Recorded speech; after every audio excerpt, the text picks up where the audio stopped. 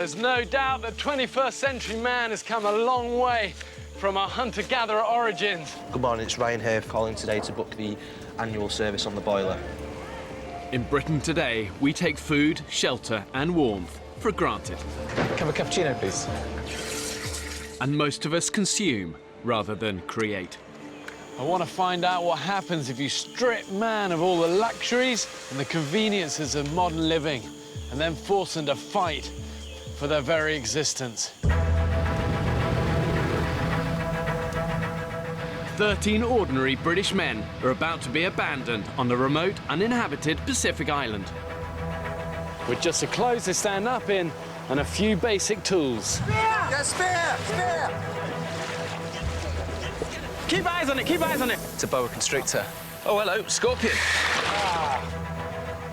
And these guys are going to be completely alone. Just seems like it's jungle forever. Filming everything themselves. Can I pass the camera up to you? As they struggle for fire. Me first. What is this string? Water. Salt. No! Food. Yeah, I think he's dead. I have no idea where the next meal's coming from. And shelter. Have British men lost the practical skills that were once passed down from father to son? Again! When pushed to the extreme, do they still have what it takes to survive? We're all losing weight, people are on the edge. I feel like I'm gonna collapse, man. Tonight we feast like kings. 13 people will not leave this island. One wrong move, and this place will take you down. If I can guarantee you anything, it will be life-changing for these people. Can't believe it. This is dangerous, Fletch. Coming in, brace.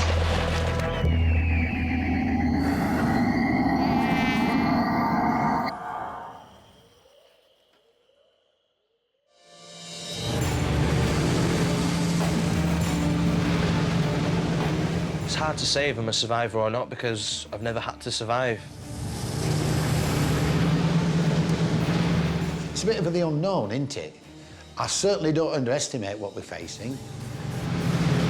I've never done anything like this in my life, have I?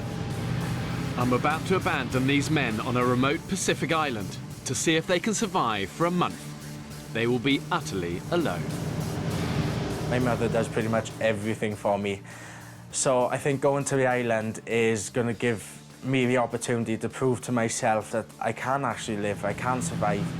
These are ordinary guys with no previous experience of living in the wild. Oh, mate. I think I have a massive point to prove. People might watch this and be like, oh, he's not going to survive, he's gay. So what? Watch, I'm the dark horse. I'm going to survive anything you throw at me. Here we go, boys. For the next 4 weeks, these men will have to survive entirely on their own wits. They have no food and only enough drinking water for the first day. OK, this is it. Yeah. We're heading in. Really, the idea behind this experiment is to find out whether modern man has lost that ability to look after themselves when they're stripped of everyday creature comfort. Without your smartphone, without your computer, can modern man still cut it? I still believe that that spirit is still there within us all, and it's not until we're kind of squeezed and put under pressure that we find that spirit, that resourcefulness, that courage again.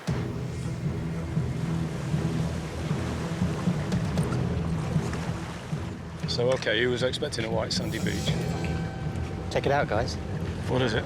It's a croc over there. No way. Where is it? There is. Right over there. Where it's on now. Just over there. Just went under. Oh, see where the ripple is over there, to the left?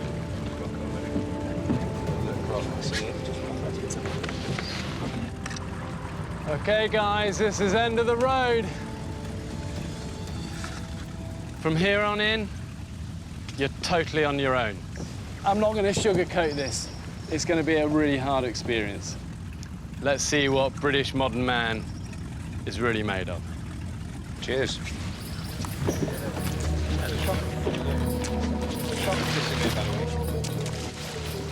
I suggest we get in a single file, because where are we going to go from here? Do we know the way? Exactly. So it's pointless all wandering off in different directions. The group has never met before. What's your name? Sam. Hello, mate. I'm Dan. They will be completely alone and have had just a day of survival training. Straight ahead, looks as if there's some land down through there. From here on in, everything you see will be filmed by the men themselves. Hey, yeah, good to meet you. Hello, buddy. Get in single file, because if you wander off, you could drop down a gully. If you're in single file... What's your name?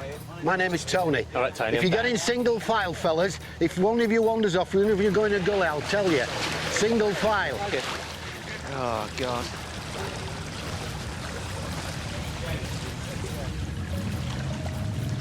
Wow, weird feeling suddenly just leaving them.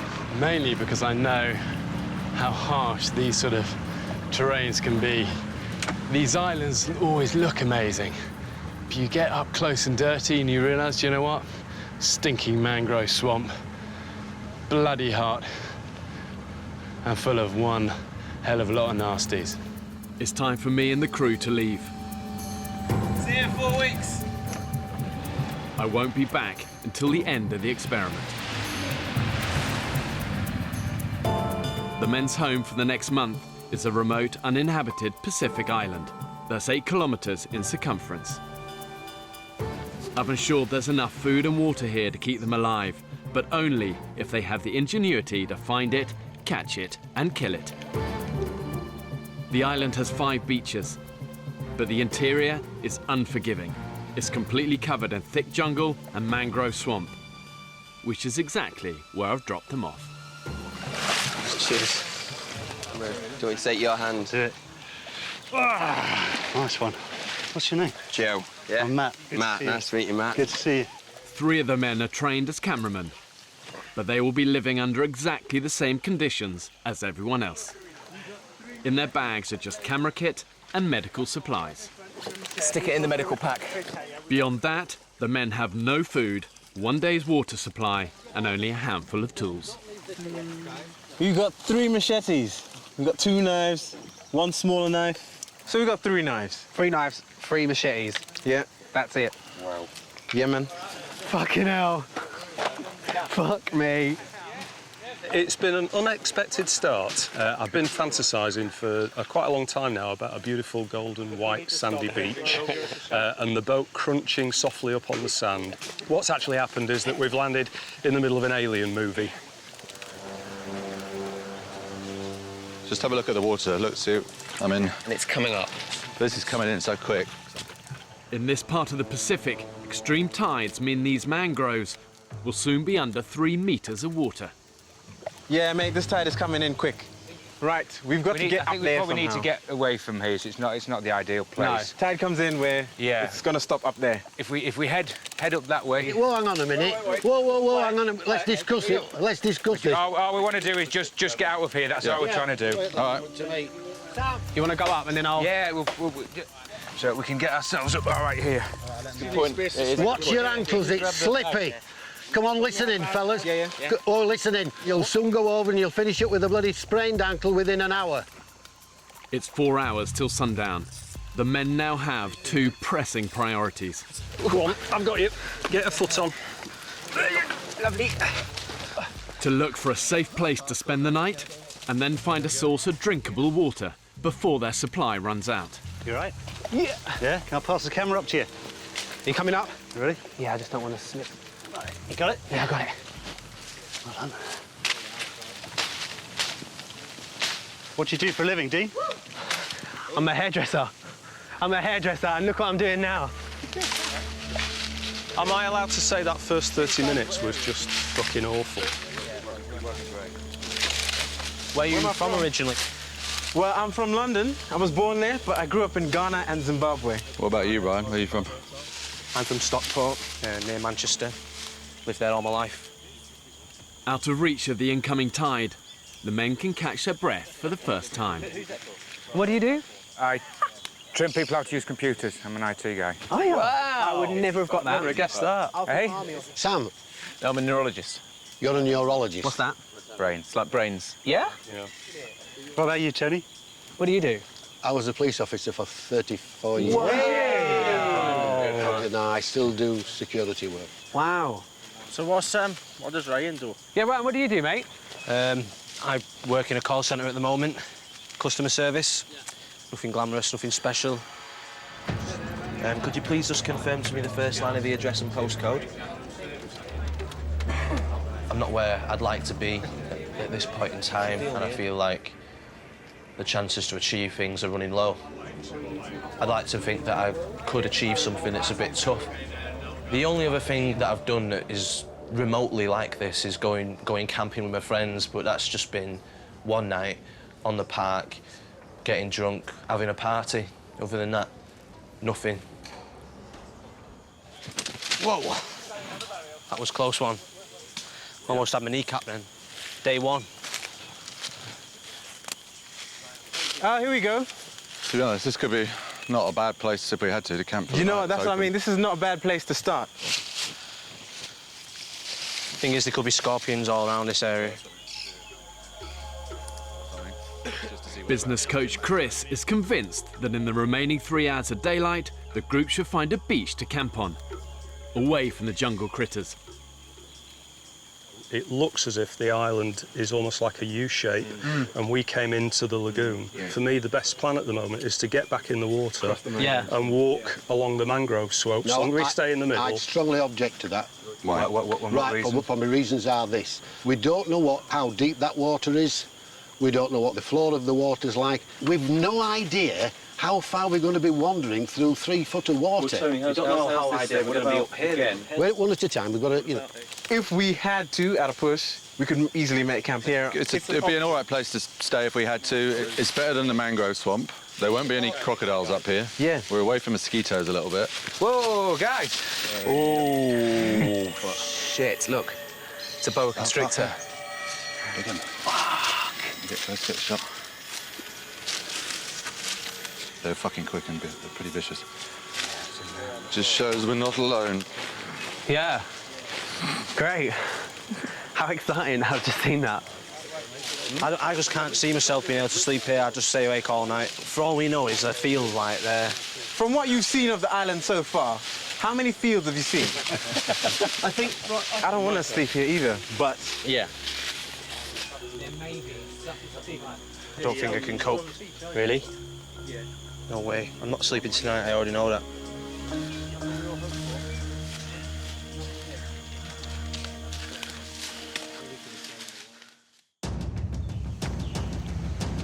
From here on in, you're totally on your own.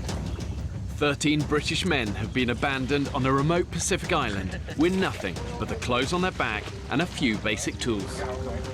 They now have less than a day's supply of water left. Oh, God.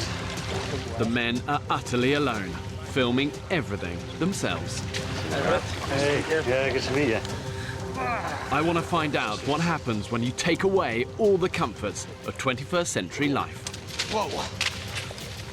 I think there's something primal and deep within us all that actually wants to know, can we still cut it? Sometimes it takes a little bit of squeezing, a little bit of pushing to find it in people. Guys, Camp 1. Yeah! Welcome to the jungle. The men have chosen a clearing in the jungle to sleep in. But with the remaining daylight, they must find a source of drinking water, as their supply will be gone by tomorrow. One option is to keep thrashing up through this way, but what we've got to consider there is that we could thrash for an hour, get to the top of a hill or something, and there's bugger all there, we haven't found any water, haven't found anything. So one plan would be some scouts go that way so the base stays here. Just be careful. The plants here are alive, and they will get you. While one group, headed by retired policeman Tony, stay behind to prepare the camp for the night. Don't forget, this is your bed tonight. The cleaner, the better. See you later. Call centre worker Ryan and the others head off to scout for water. Ryan, left or right? Right or left? This way, that way? This way. Let's go then. The island is 1 square kilometre of mangrove swamps and thick jungle. The men have no idea where to head to find water, and currently it's 30 degrees with almost 70% humidity. I'm too hot and I want a drink. In this sort of heat, when you're working really hard, you can use up about a litre of water an hour. That's how unforgiving it is. And you take your eye off the ball for a second, dehydration will get you. And the #1 priority for them is finding water. Without it, they'll last probably about 3 days. Water! What you found, Zaki? Stagnant water. There's more over there.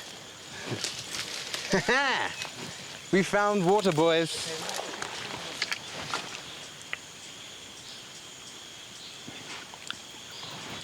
Salt. No! That is salt water. Fucking hell. Cock. Bit scared that the island is just like this all the way. Really? Yeah, that's what it feels like at the moment to me. I hope not. I'm hoping there's some sort of open space where we can look at the sky. Yeah.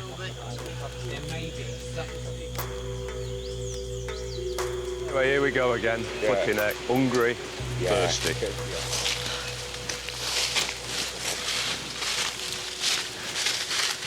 To be honest, guys, this almost looks like animal tracks, doesn't it? This is a definite trail, isn't it? Good trail. Mate! It's the beach! It's the beach, guys. I can hear it right there. And you can see the water, the sun glinting off it. It's just beyond this prickly mass. Yeah! Palm trees! Woohoo! Oh, yeah! Oh, thank God. Plastic bottle. Yes! Yeah, baby!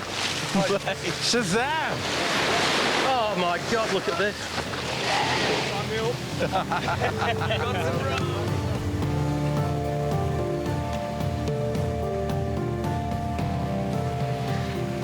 Pelicans. Wow, beautiful.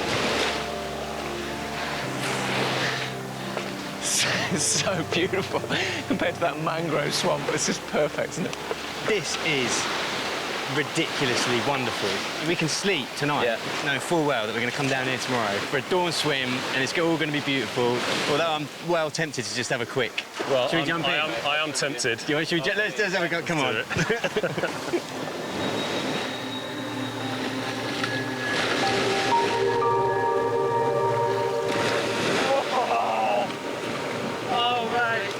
Away he goes!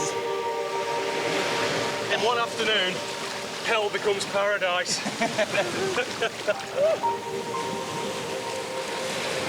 Suddenly from a dank, sweaty forest full of snakes and spiders and scorpions. It's amazing how happy simple things like just finding this is. Life may not be so bad here. Sam's been stung on the face by a jellyfish. Oh, shit. They'll take the pain away. Go there, piss in your hand, rub it on your face. And then wash your face. Can you see anything? There are no things. You can't pull them off anyway. I mean, try not to touch it. You can piss in your hand, rub it on your face, and it'll stop the pain. Just feel right, it's like right on my top lip and across my nose. 33-year-old bachelor Sam Nightingale works in London as a neurologist. You know, I'm the kind of person that sets myself a lot of challenges, you know. I'm not kind of satisfied with where I'm at. Once I've achieved something, I kind of want to set the next goal. You know, maybe that's something that makes me eternally a bit restless, but it's also something that makes me achieve lots of things, and it's kind of got me to where I am in life. Actually, it actually really stings. Just do that. I'm not pissing on my face. Let's get Do it. You sure you don't want to piss on your own I'll face? piss on your face for you if you want. Will you? Kip's preparing some now.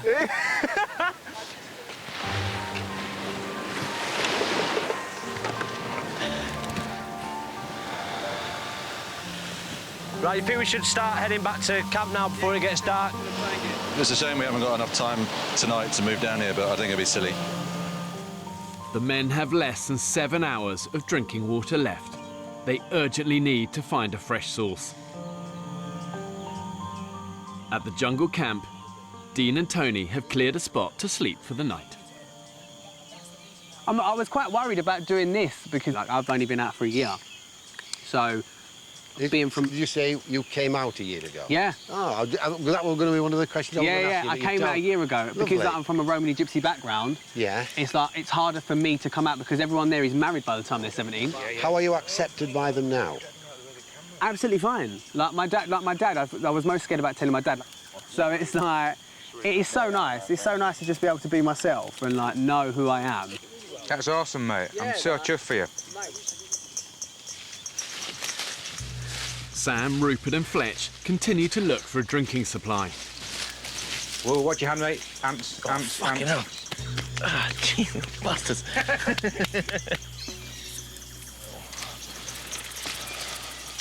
Oh, what we got here, guys? What's that, water? No! Yes! It's not the best colour. It isn't, but it'll boil up. We can filter it, mate. That's, Should we just make sure we see if it's fresh? Yeah. How deep's that? It's about a foot deep. Yeah. Oh, that's a lot of water. That's... Oh, yeah, that'd... keep us going for a week or two. Boys, that's a great find. So, rather than drinking it, I might just have a little bath in it, wash my balls off. I mean, it's our only water supply at the moment. Yeah. We should probably look after it a little more. Yeah, we should have a balls out the drinking water rule. Rule number 2. If they want to drink this water, they'll need to boil it first. And that means they'll need to light a fire. One of the problems with drinking stagnant water is that the animals also drink from it. They do more than that, though. They also shit in it. And where you get feces, you're also going to get waterborne parasites and all manner of different infections. So without fire, really for them, it's like a ticking clock, exposing them to dehydration. Oh, my boys are home. Did you find anything? Yeah, we did, mate. What'd you find? Some fresh water. You found fresh water? Yeah. Thank fuck for that. Yay, boys. Their supply of drinking water is dwindling fast. They need to get a fire lit, and quickly. Is that for the bow drill fire, Joe? Yeah, just a bit of string that we just found just as we came in near the swamp. It's just about long enough. 23-year-old sheep farmer Joe plans to create fire using a technique that dates back to the 4th century BC. He'll spin 2 pieces of wood against each other using a bow. But like all the men, he's only had a day's survival training. To you first. Okay. We'll do it ever so slowly. Ready? Oh, yeah, shitter. Fucking thing. See what? I'm starting to get my first hunger pangs. You're joking? I'm just very, very vaguely, just little knocking in the distance. Little hunger pang. Which is only going to get bigger. That's... Come on, spin. Fucking thing. Everyone else wet? Tom? Yeah, wet through. Yeah. I need to explain something to everybody. Go on. You have webbed feet. Hoofed feet. Worse. Worse. I'm just trying to think of a way to explain it. Explain myself. I've got a tattoo that it looks really bad. It was a mistake getting it. It doesn't mean what it looks like. Everybody knows what it looks like. You don't even have to say it out loud. It means peace, love and unity. I was just interested in that sort of subject, but basically... Swastika? Yeah. Oh, fuck it. But I'm so embarrassed of it now. I regret it. Come on, don't worry about it. You want to see it? Yeah, go on then. There it is. That's what it is. It was stupid, but, you know, I was young. It's just one of them things. Has anybody found any nuts anywhere? Not apart from you, mate. Oh, shit, it is this fucking string. Not even smoke yet. Looks like it might be a dark night tonight. At night, under the forest canopy, it's now completely dark. And the only way to film is using infrared lights.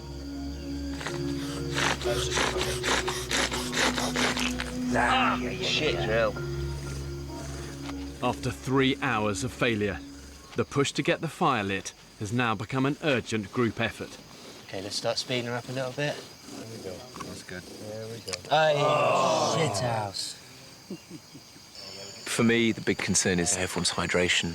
Potential for people to get really sick if they're not drinking enough. And we're so overexcited about being here, and you know, you could so quickly get dangerously dehydrated. So I think the main priority now that we've found water, is getting the fire going and getting a system of getting water boiled and filtered and drinkable, because that's absolutely critical. OK, let's stop there, Fletch. Stop there. Stop there. I am in the pitch black. I am genuinely so scared. Oh, Grandpa, he's gone to sleep. Oh, is he? He's snoring. Is he? How do you manage that in this weather? I don't know. This is the last chance. If we don't get fire, we go to bed.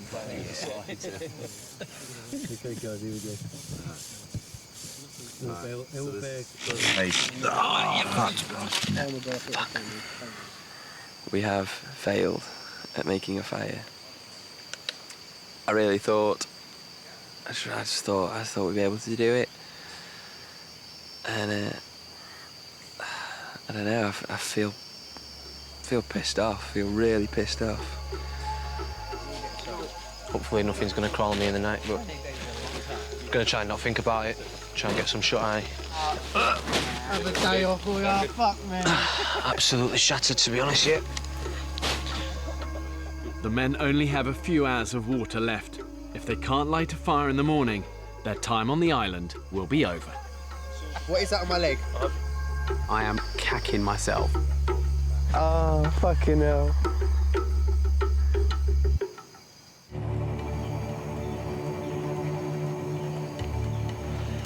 I've never slept on the floor like that before. It weren't nice. It really weren't nice. Dawn, the men's first morning on the island. No, that wasn't good. I got an hour towards the end, but yeah, just couldn't sleep. It was just so uncomfortable. So that isn't a very good pillow. didn't quite get it. Tried to turn it on his edge for a while, but it didn't really do it either. I had a man sandwich. It was really nice. I was the Frankfurt and I had 2 rolls. Yesterday they found a stagnant pool of water, but without fire, they can't purify it. This is all we've got left for our drinkable water for today. The risk of dehydration is now critical. Let's have a bit of a meeting. But I mean, I think everyone agrees our priority is getting a fire because that leads to everything else. Water, food, you name it, so. I think we just really sort of break it down to real basics here. I think we've got to get stockpile water, we've got to filter it, and we get a fire. If we can get that happening today, because if we don't sort those 3 things out, filtering, water and fire, then we'll be in trouble. And today's going to go quick. Turn off the infrared, there we go. The men head to the beach to search for dry wood to make fire.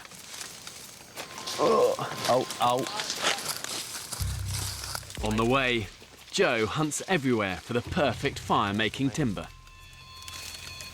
It's just wet. It's too wet. It's too wet. Too wet, Dan. Yeah. Fuck.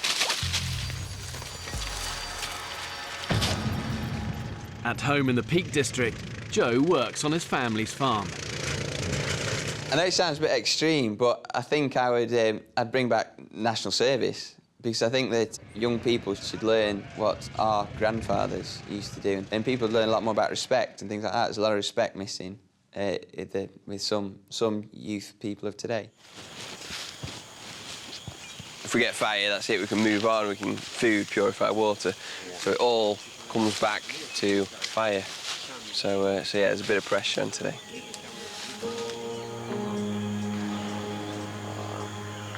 This is going to be the first time some of the guys have seen the sky since we got here. Oh man, this is a dream. The world! Welcome to paradise. Oh my God! Whoa! This is mate, this is bollocks. Oh, look at this. It's just like loads of containers. This is just a council tip, basically. The amount of rubbish that is washed up on this beach is horrendous, really. But I suppose for us, it's a blessing. Mate, that's a find. That's perfect. How many to find a hammock? Yeah. One thing that staggers me with these desert islands, however remote they are, is just the amount of trash you get washed up on the beaches. But for these guys, they really need to embrace the fact that one man's trash is another man's treasure. The men are on the island with only the bare minimum. This debris, discarded by ships and washed up on the beach, could be a lifeline for their survival. Can I just take the opportunity to introduce you to the 14th member of us? He's our survivor. Give a big round of applause for Percy the pig. After a night in the sweaty jungle, The beach is an ideal place to cool off.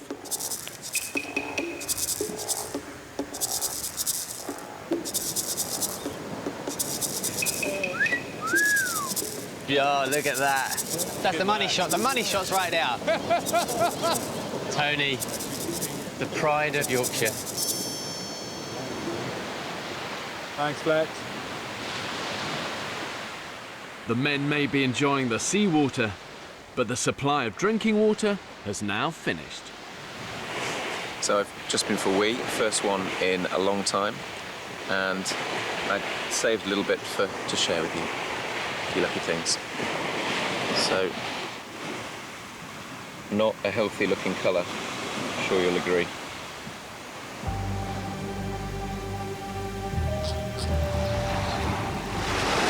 I think we've got an injury here. IT trainer Mike Fletcher is in trouble. Come up to the camp. Yeah. OK. Look out if you've been poisoned or not. Yeah, I don't know either, mate. Come up, I think the best This area of the Pacific is notorious for deadly stonefish.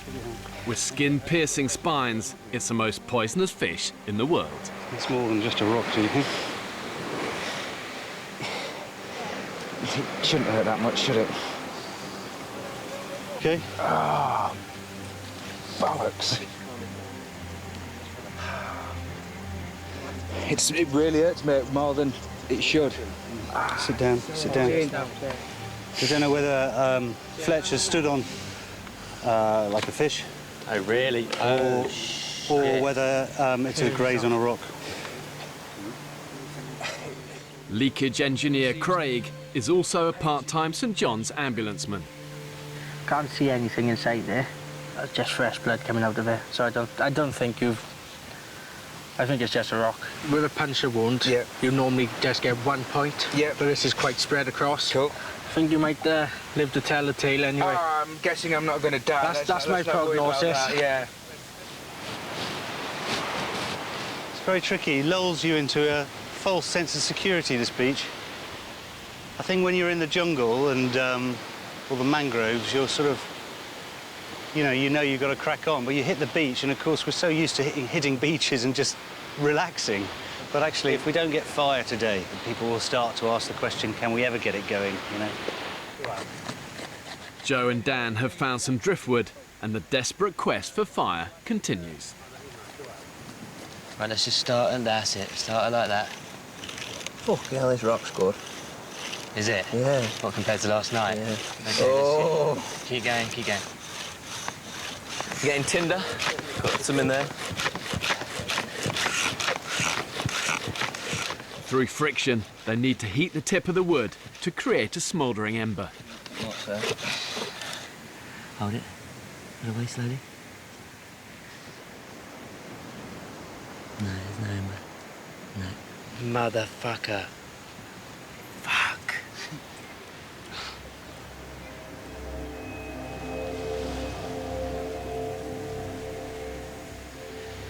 It's very hot. It's very hot, isn't it? So it's out of the sunshine now. Would you say stifling, Tony? Sorry? Would you say it's stifling? I've never known it like it. The thing is this, yes, I've been as hot as this, but this is constantly hot. Yeah, it doesn't let up. It doesn't let up. Here we go. The drier, harder wood should give them a better chance of starting the fire. Start nice, that's it. Let's just get it going up and down. That's it, like that. In the midday sun, the temperature is now hitting 35 degrees. That's it. Ah, start. I've got a stinking headache. Have you? Oh, God, I'm hot. What's that? I said, God, I'm hot. Energy levels are flagging. Are they? I'm very hot.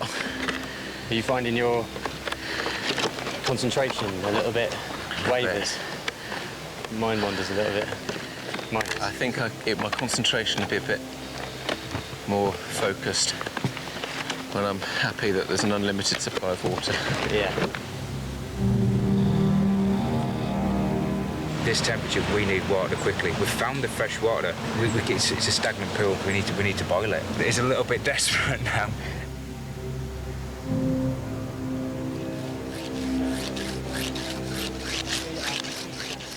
They have been trying to get an ember for 8 hours. Nice and long.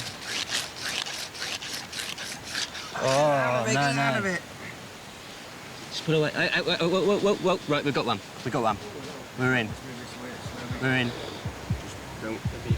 OK, just stay there, Joe. Just stay there, Joe. Stay there. Slates. OK, right. Now let's get some of this together. OK, guys. Okay, just drop her in sideways. Slowly, really gentle. Just get something, just get the knife and just slowly drop her on. There we go. Yep, she's on.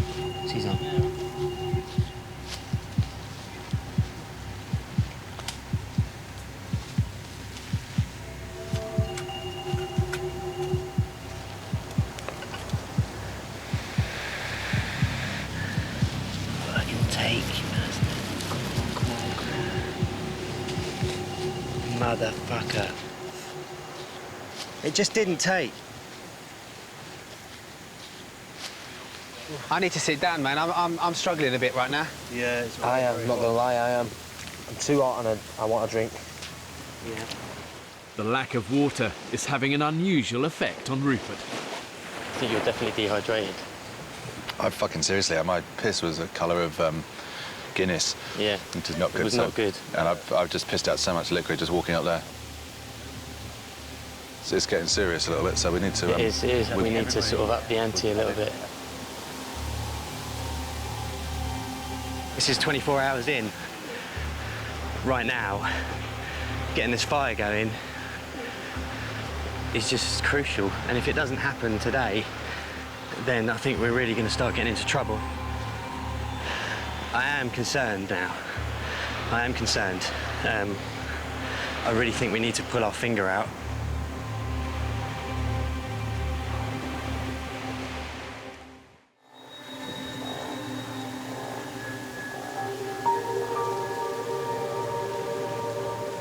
Finding the heat unbearable at the moment. It's the first proper midday we've been on the island where we experienced the heat without any water. Halfway through the men's second day on the island, and it's over 30 degrees in the shade.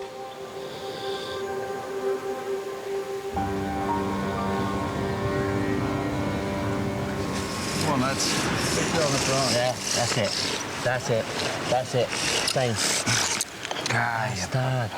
For the past 12 hours, Joe, Dan and Fletch have been struggling to light a fire. This is it, boys. I can feel it. Big long strikes to you. Big long strikes. The drinking supply they arrived with has now gone. They urgently need to boil the stagnant water they've found to make it safe to drink. Fuck. Dehydration is taking its toll on 70-year-old Tony. My mouth is very dry now. My mum, Agnes, 91 years of age. I'm 6,000 miles away from you, mum.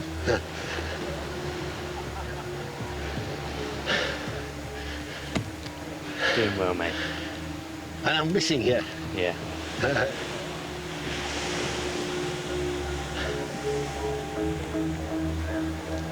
Fuck. Husk's just not taking. It all went there. That should have gone. Joe and Dan are trying to produce a smouldering ember using friction, but everything has to be just right. We realise now that the drill has to be the same width all the way down. The stone's got to have the hole in exactly the right place. Yeah. The heart's got to be dead flat and very, very close to the little V. So it's like each one of those things has stitched us up. A lot of ducks to get in a line. Yeah, along the way. This is it. OK, long, big old long. If they fail to get a fire lit today, they will have no choice. They will have to leave the island. This kind of has to work, because this is, without this, no water. OK, stop there. Fingers crossed, everyone. Fingers crossed. OK, go on then. Drop her on. Gently, like a butterfly.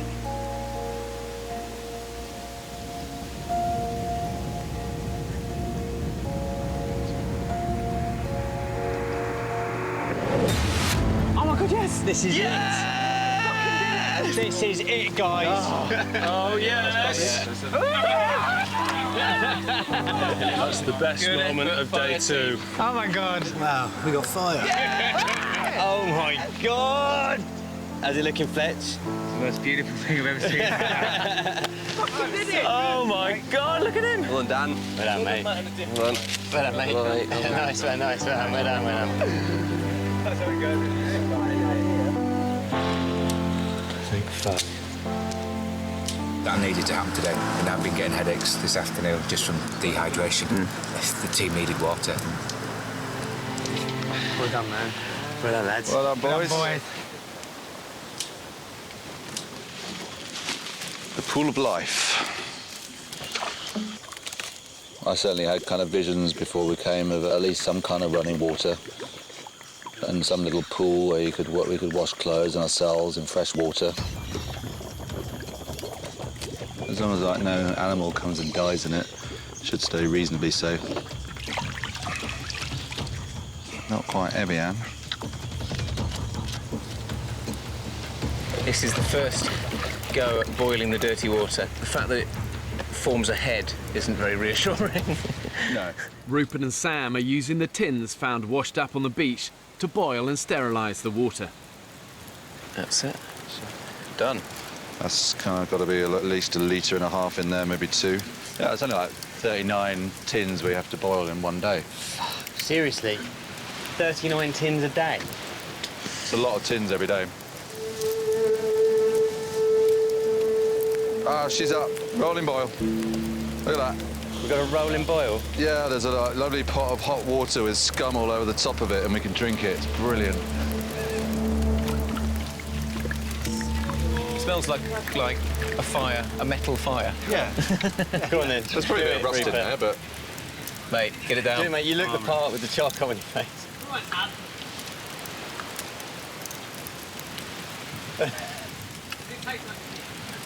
Yeah, a bit like tin.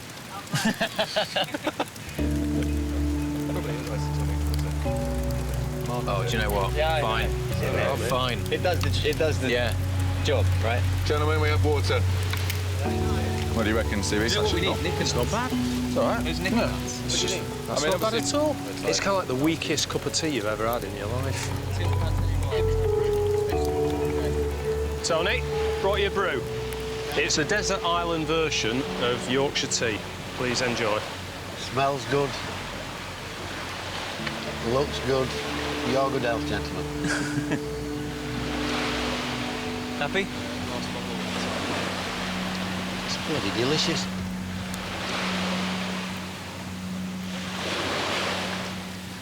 This is some of the finished product.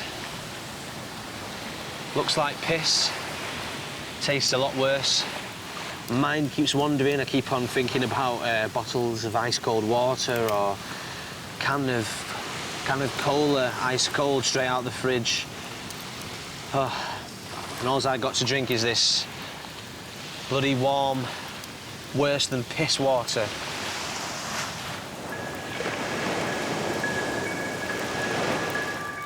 It may not taste great, but the men now have a reliable source of water. Their next problem is where their first meal comes from. I'm properly hungry. Oh, yeah. I've got a knot right there. I just want something to eat. I'm starving. We've been talking about water all morning, and in 10 minutes the conversation's just switched. When you're deprived of food, it literally becomes all-consuming. It's all you think about. It's all that motivates and drives you. I need something. These guys have got 13 mouths to feed. They've got to be resourceful. Oh, hello. What is it? Ooh, scorpion. In the fire, that's silly. There he is. There he is. Got him. I've got him. He's got small claws, guys. He's one of the bad ones. Aggressive. He's aggressive. Oh, Jesus. Don't kill it if you're not going to eat it. Yeah. Of course I'm going to eat it. Mate, I'm starving. okay. There's the stinger off. Okay. Let's kill him because I feel bad. Oh, yeah. Oh, fucking hell. Oh, God, I can see its guts inside. That's not going to be tasty, guys. Oh, man, you're making us wait. Come on. We want to see you eat it.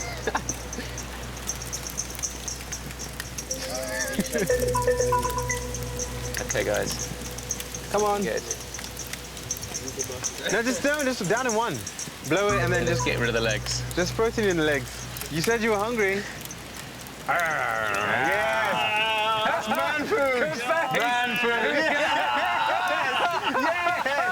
Yes! Oh, mate! How does that taste? Oh, it's food! I'm proud of you, Sam. That was amazing.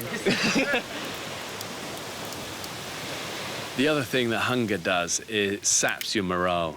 You know, it's easy to be positive and upbeat and enthusiastic and energetic when you've got lots of energy, but when you're experiencing failures, it becomes a kind of spiralling downward circle of lack of food, lack of morale, lack of energy. We're finding little bits, but what we could do with it is a good hearty meal. We need something of some substance. I think I'm hallucinating. I'm so hungry. Really? We're 13 strapping blokes, so we're going to need a feed. And at the moment, wondering where that's going to come from. Next time on the island, I've never been so hungry in my whole life. the fight for food begins. We're all losing weight, people are on the edge. The fucking pelicans seem to be eating more than I do.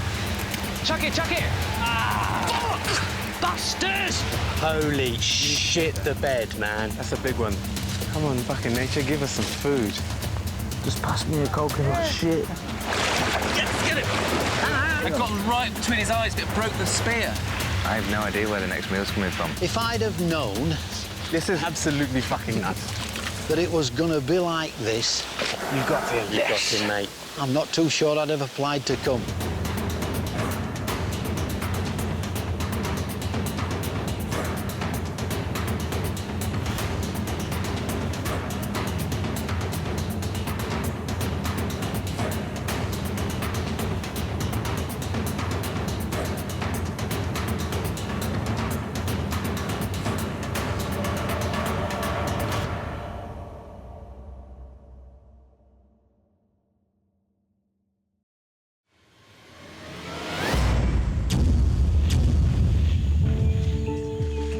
There's no doubt that 21st century man has come a long way from our hunter-gatherer origins. Good morning, it's Ryan here calling today to book the annual service on the boiler.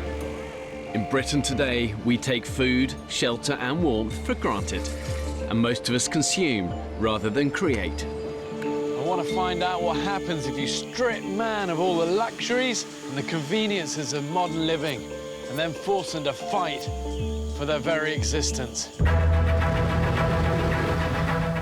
13 British men have been abandoned on a remote Pacific desert island.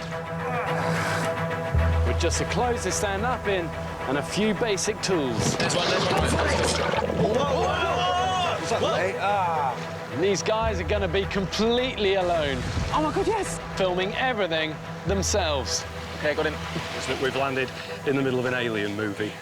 When pushed to the extreme, do they still have what it takes to survive? It will become Lord of the Flies. Did you just wank a sign towards me? And then we start sticking some of the weaker ones on a raft and send them off to another island. It's so important to look after each other and never, ever give up, even when it's all going wrong. Nice. One of them is going to say something. I'm going to let them have it. This is dangerous. Coming in, brace!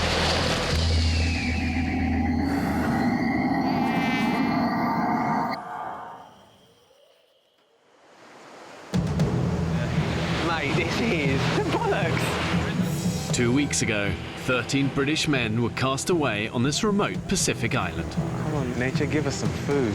They're alone, with no provisions and only a handful of basic tools. You got it? Yeah, I got it.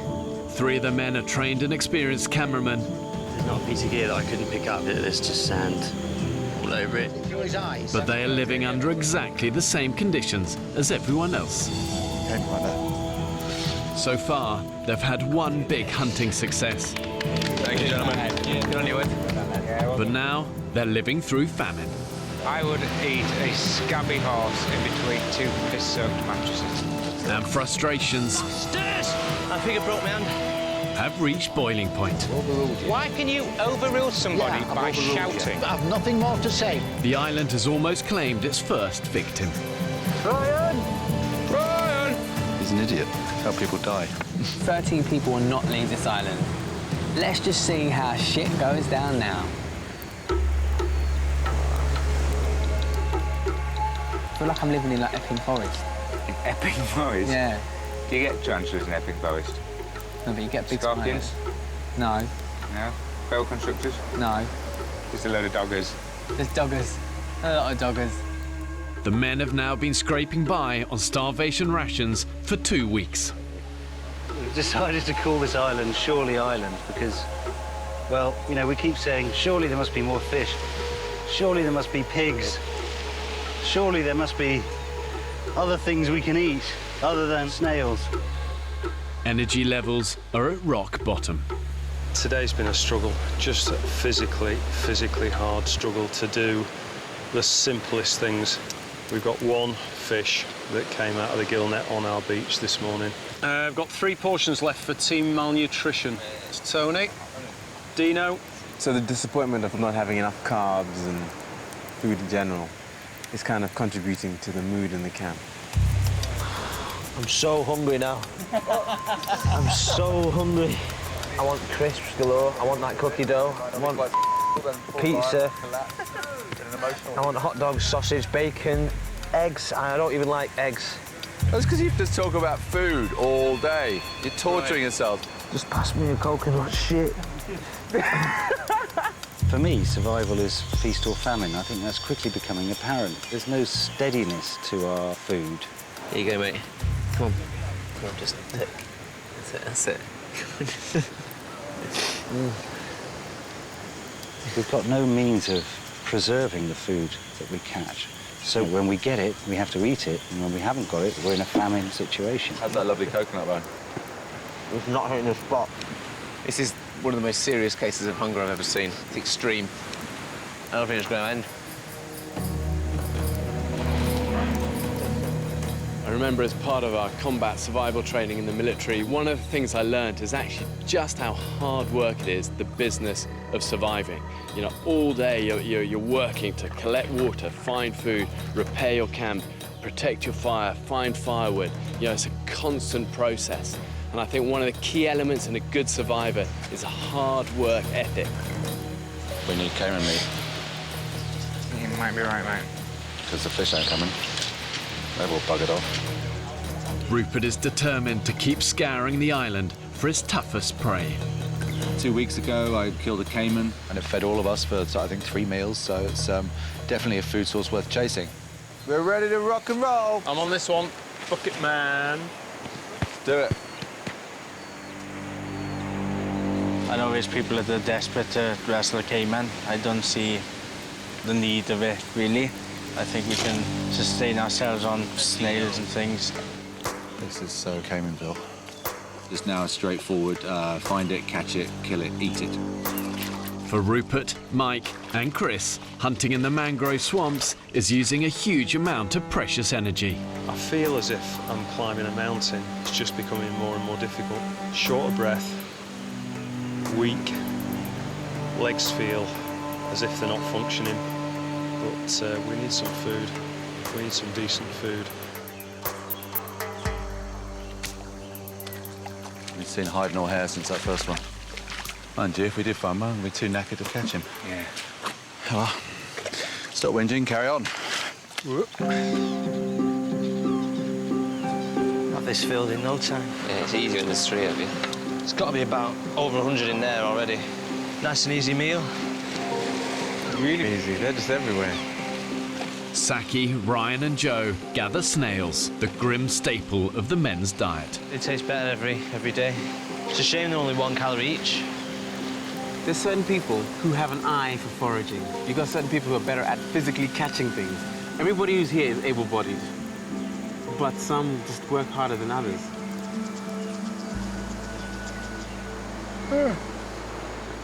Soz, I'm just so tired, babes. I'm so tired. Devil makes work for idle hands. You keep busy all day, you keep your nose clean, but, you know, if you don't keep busy, then it's going to bite you in the backside. Just in the last 2, 3, 4 days, all I've seen with Craig is is Craig lying around, and I think that's wrong. It's bloody hard. It's hard. You want to do so much, yet you haven't got the energy in order to do it. He's not pulling his weight, and at the moment he's on a free ticket. You know, he's getting a free lunch every day.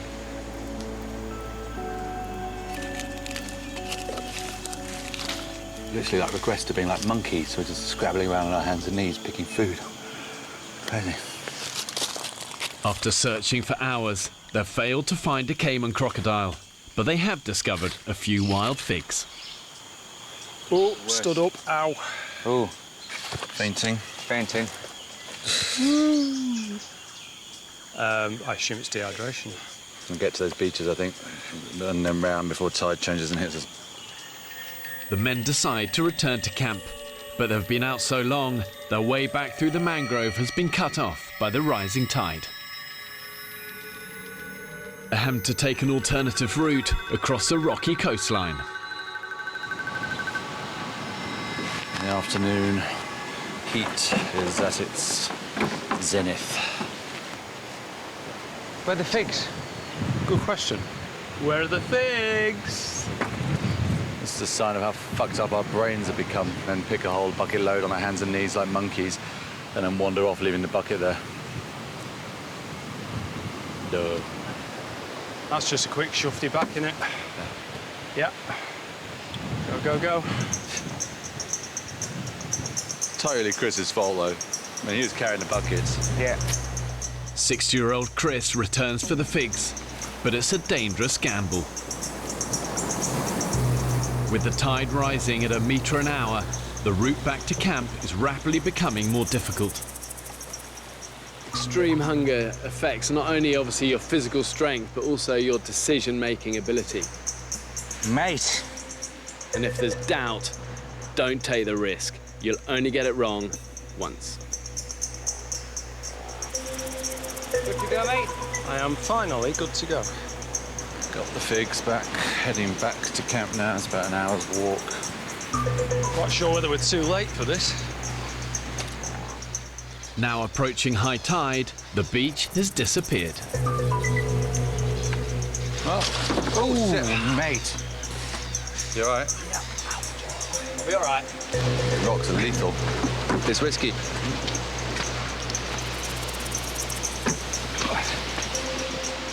Oh shit, it's a chasm of doom. Means the trouble with this route is we've got all these little gullies that just get worse and worse. Justify and jump.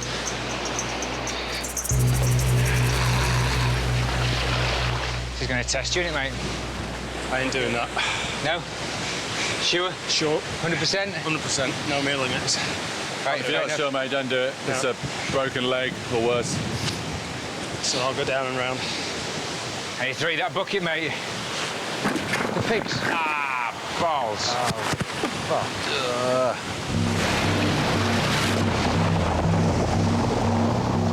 Unwilling to risk the jump, Chris has no choice but to take his chances in the sea. Come on, mate. And Mike follows. You know. Maybe tough, mate.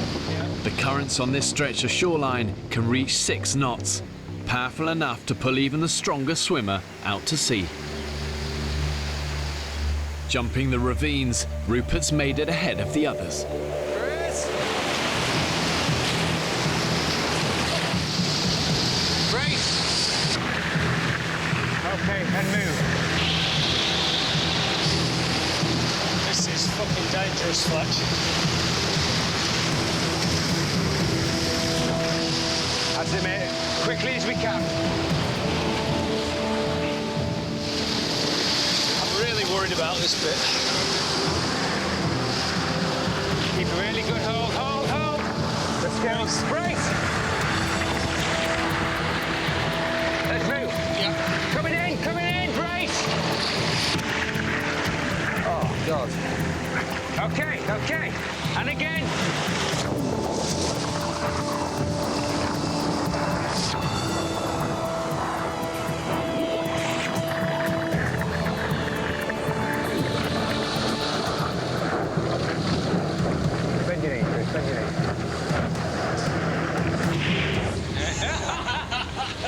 Couple of happy chaps, having gone through hell. That was pretty close to the edge, wasn't it? Well done, Chris.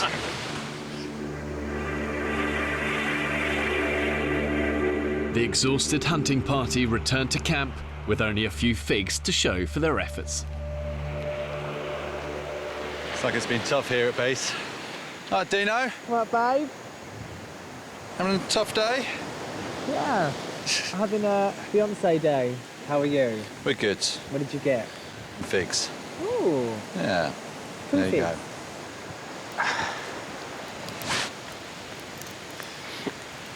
We staggered back into the camp, and there is Club 2130, all flat on the backs, storing the bloody heads on.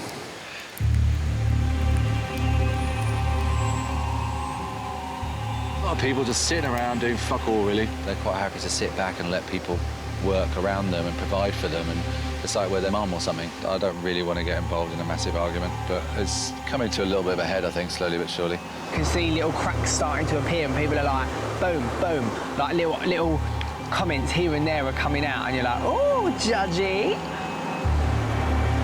Bitten my tongue long enough. There's certain people that day after day do absolutely nothing and then come like little leeches with their bowls and don't even have the bloody decency to say thank you. And you just think, wow, your moles are as low as a snake's belly.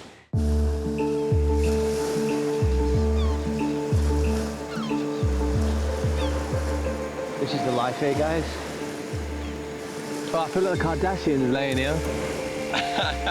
This is jokes. I got a couple of sardines baking for dinner. It's mid-morning. The 4 youngest members of the group are sunbathing. One of the team there, and I won't say who, just said, I can't wait to get home to play my PlayStation. That is how different we are. I cannot comprehend why you would look down there and go, God, I wish I was in my mum's house. Yeah. You know, in my bedroom, playing on a PlayStation. But it's fucking moronic, isn't it?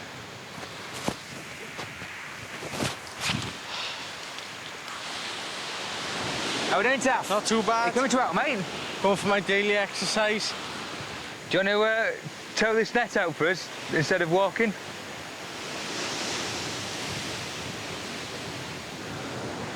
Maybe. I'm still trying to keep my foot dry. What's the worst thing that's can happen? It's not going to fall off, is it? I'm very, very pissed off. I've just been stopped by Fletcher, who all of a sudden has become a bit of a, obviously become a doctor. He must have taken over from Sam's role.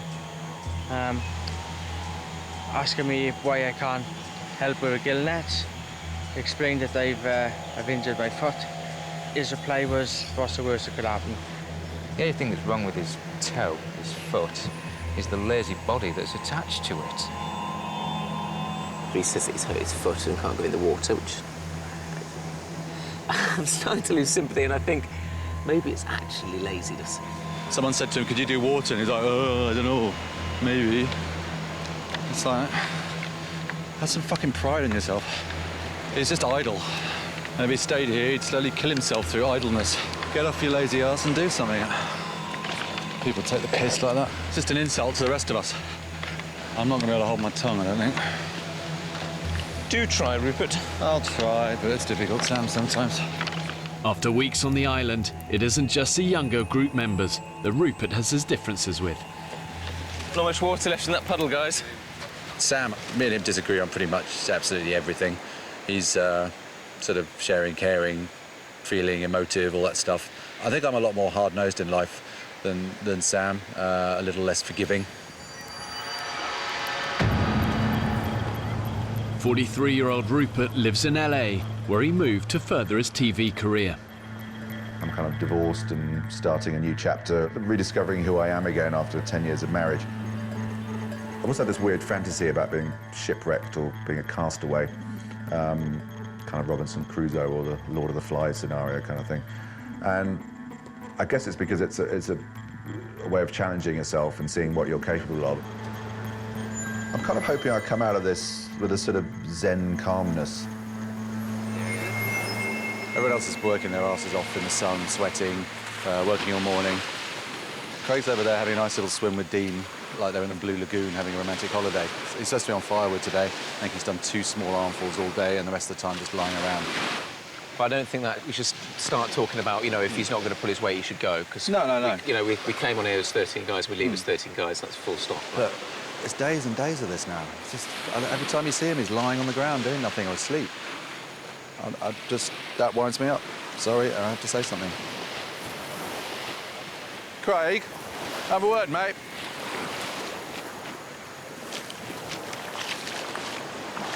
If you don't notice everybody else is kind of working and sweating and all that, what have you done today? I've just been down there and on firewood. I've just been down there at the beach. I know, I saw you walking there and come back, but you didn't come back with anything. Yeah, well, I'm trying to find firewood. There's a lot of firewood, mate. A walk down the beach and coming back with empty arms isn't really doing it, is it? Sticks. Did you get some? I couldn't find any. You can't find little sticks. Mate, come on, why are you here? Why are you here? I don't know, I asked my question now. I know. Myself back quite a lot to go, so I know. I'm fucked off with I know, well, don't walk away. I want to talk to you. All we're asking is that you kind of make an effort to help with the group, and that's kind of just, I'm not seeing it. I know you've had injuries and stuff like that, it's fair enough, but you're walking around now, and I just want to be able to see. So all you want to do is bitch, and that's all. I'm not bitching. Hey, grow up, don't walk away. Why are you here? Same reason you were here. I doubt it, because I seem to be doing a very different time on this island than you are, so. I don't want the camera in my face. I haven't got time for fucking arse. I don't know who the fuck he thinks he is. He's exactly the same as me on the island. I don't care what job he does. He's exactly the same as me on the island. And he hasn't got no fucking right to come and speak to me like that. And I walked away from him because my temper rises very quickly. Let me tell you. Yeah. And then when he's going, oh, that's how the deal is. Yeah? That's a man way to do it. Fuck off.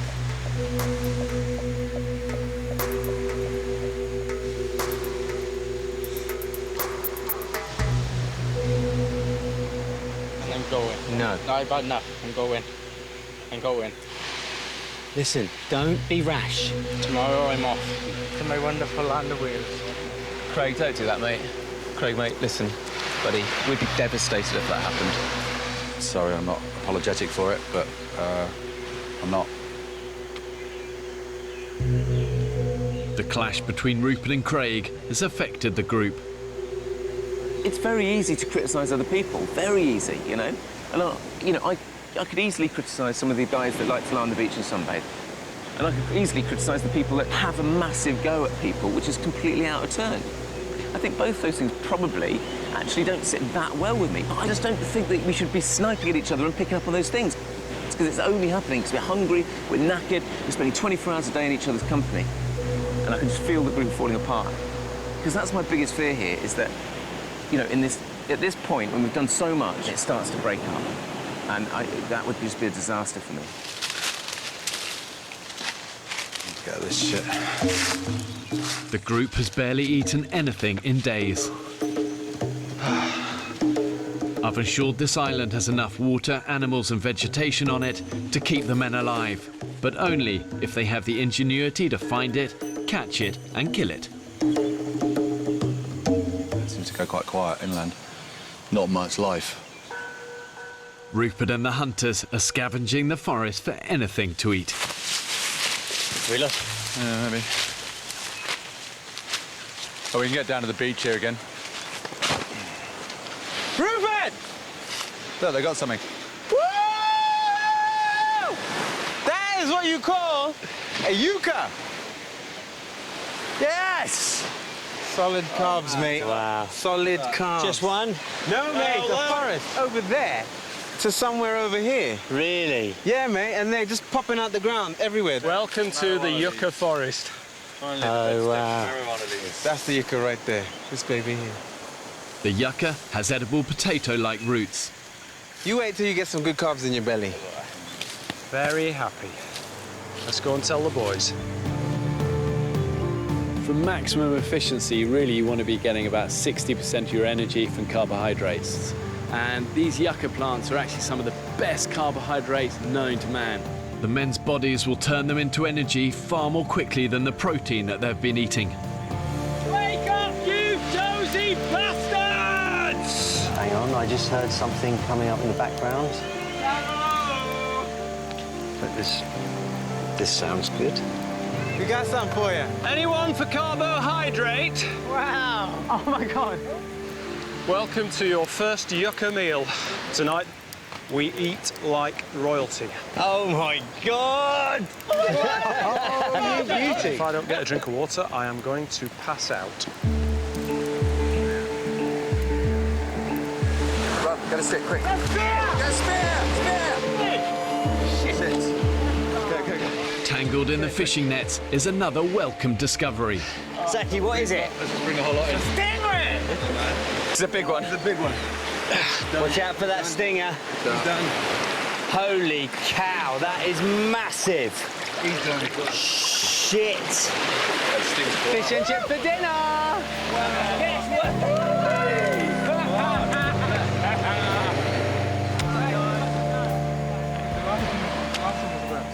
We're going to eat. The stingray is big enough to feed all 13 men. Wow, it totally lifted spirits just when they needed lifting.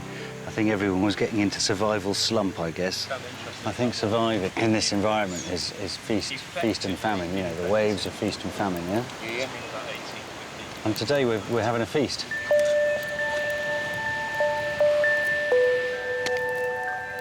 The promise of their first proper meal in weeks has brought a fragile peace to the camp. We don't have champagne. We don't have a DJ. But now, it's party time. Oh, look at all that meat, man. They look a little bit like a haggis, don't they? I've never had haggis. You should try catching them, mate. They are so difficult to catch. What, haggis? Yeah. But they've got one leg shorter than the other, so they can go around mountains a lot easier. Really? Yeah, they're crazy. They're going to go one direction. Yeah. So you've got a clockwise and anti-clockwise one, and they're completely different species. I've never seen a haggis. Yeah. Is there any haggis here? No, you only get them in the Scottish Highlands. Sort of purpley, aren't they? I'd say more mauve. Yeah, I was going to say mauve. Well, the animal's mauve. Like, it looks brown, but then when you catch it in the sun, it's got like this glint, you know, like. So it's got some highlights. Dogs can eat, I guess. Essentially, yeah. It's a hairdresser's dream. It really is, yeah.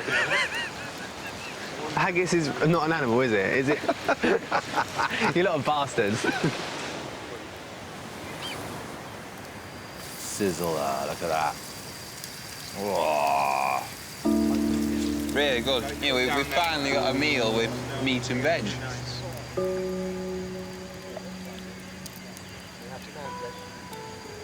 Sounds good. It's literally what dreams are made of. After being deprived for weeks, the men are now experiencing a serious carb high. I'm in a happy place. Sam sees an opportunity for some team bonding. I'd like to do some kind of fun stuff as a group, like playing a game of rounders on the beach. I'd like to just hack away up there and build a little chill-out area where we can sit back and watch the sun go down. I'd like to make a big bit of beach art that has actually no practical purpose at all. I really would love to see a leatherback turtle. I'd love that. We just had a meeting about where we're at, and I think there's kind of obviously two very different sides to the camp now. They want to build sculptures, they want to play rounders, and I know where my priorities lie. We're still at the basic hunter-gatherer stage, and we're living paycheck to paycheck. We haven't got tomorrow's food. It's out there in that sea, hopefully, stuck in the nets. If it isn't, we're fucked. So, as far as I'm really concerned, the rest are in club fucking cuckoo land.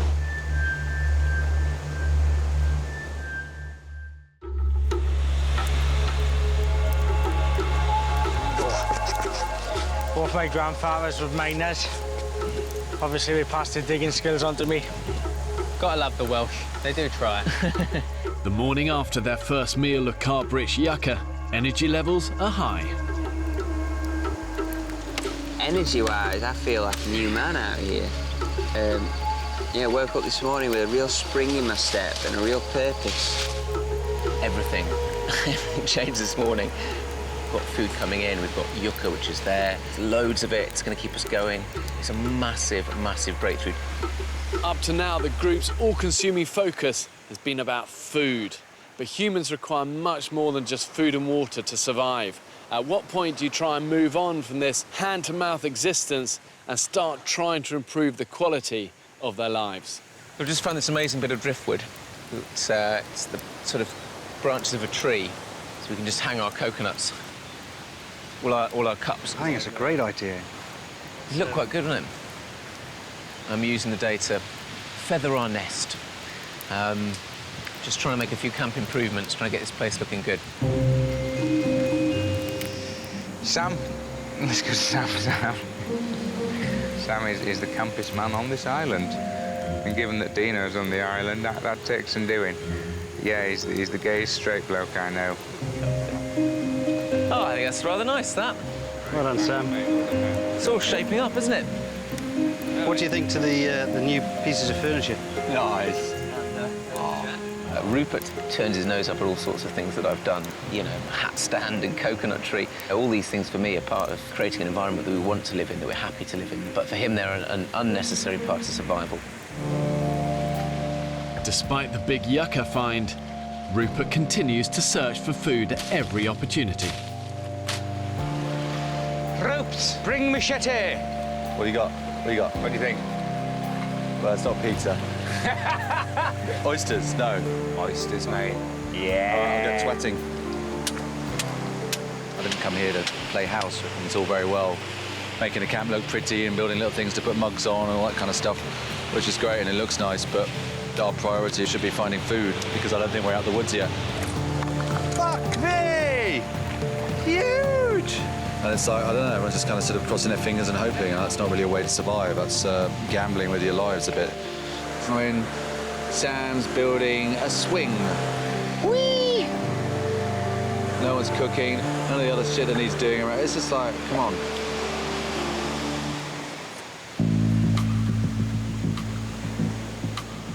With yucca supplies in camp running low, Rupert takes a team to harvest some more. Funny smell. There's a sweet smell around here, isn't it? Yeah, something's rotting a little bit. Something is rotting. Yeah. Soft and squishy. Rotten. The harsh tropical environment has played a cruel trick on the men. Many of the tubers have rotted in the ground, and there's hardly any yucca left. Look at the state of that, mate. It's rotten. It's absolutely rotten. Minging. That is not edible. We've got 1 day of yucca left, so that's just gone bleak again. We ain't great. We're very short of food. We're out of yucca. I think it's kind of got to a slight I told you so point, but I never want to say I told you so because that's very annoying when people do that. But there's no food today. Is it all fucked? Because we're on an island, I'm going to try and save it. I was really shocked. We thought we'd on top of the food. I think, you know, brought everyone back down to reality and made everyone realise that, OK, we need more food. I'm going to try and get as many pieces into everyone's bowl as possible so that everyone gets the same amount. Saki dishes up the very last of the yucca. I don't think we'll survive well without any carbohydrates. It's the one food that everybody gets a hell of a lot of energy out of the yucca, which really genuinely lifts everybody's spirit. It's just such a shame there's so little left.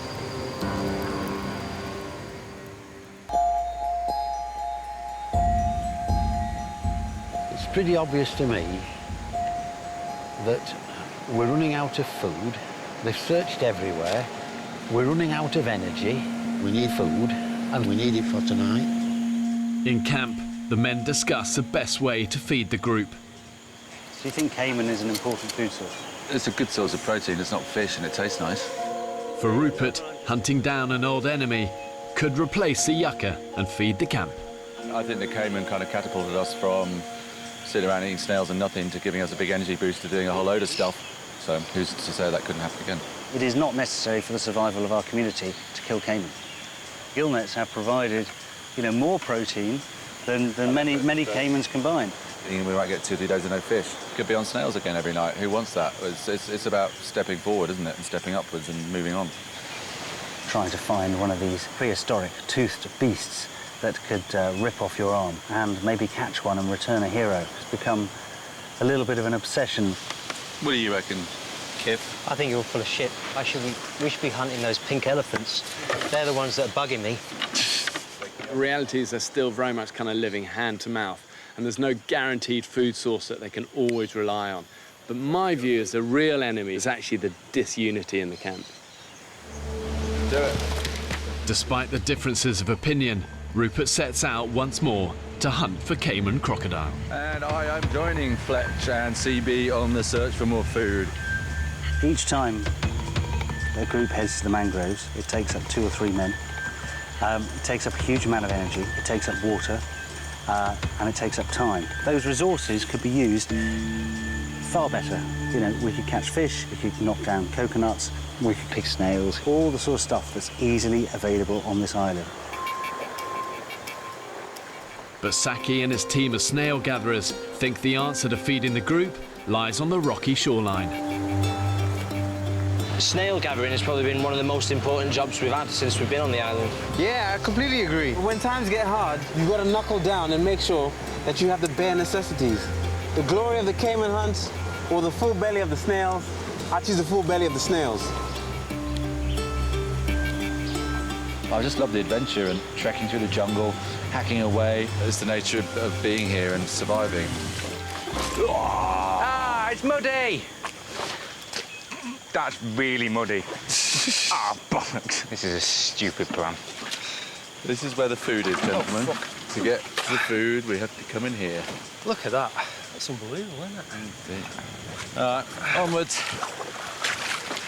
Snackering. Yeah, a little stuck in the mud. And the problem with this is that we're moving at about 0.1 miles an hour. And a caiman can probably skitter across this stuff in about 20 miles an hour. So right now they have us at quite a considerable advantage. Rupert's just an egotistical alpha male. Wannabe, I'd say. He's constantly imposing himself upon the smaller people that he deems aren't as valuable as he is. He wants to be Rambo, let him play Rambo. But that's pointless. That's detrimental to the group. Success? Oysters and figs. But oysters and figs are not enough for Rupert. He's got a new idea. We're going to go caiman hunting at night, because the only way I think we're going to catch them now. Nights is when they hunt, so that's their element. The danger side of it goes up considerably by doing that. But it's a risk, I think, that's worth taking. Tonight, Saki, me and Dan are going out in the swamps to find caiman. It's not going to work. Pipe dream. It's not a pipe dream. No, I don't think it is. Really fucking caught one, so... I'm just gonna say that I've opted out of caiman hunting. I'm heading there tonight. There you go. That's sorted then. I've already been there, done that, so to speak. And I've got plans with these guys to do various things. Saki suddenly announced I'm no longer anything to do with the so-called caiman hunting, which, I don't know, struck me as kind of somewhat arrogant. He didn't seem to have the balls to talk to me personally and say he wasn't going to do it and come and do it. I don't know why he doesn't want to do it. He hasn't said. He hasn't spoken to me since, to be honest, and I haven't spoken to him. Look out below. Bringing in all the foods on a day-to-day basis. That's far more important than a caiman that you can't even see. They haven't seen one. And yet they're still pursuing it because they're glory hunting.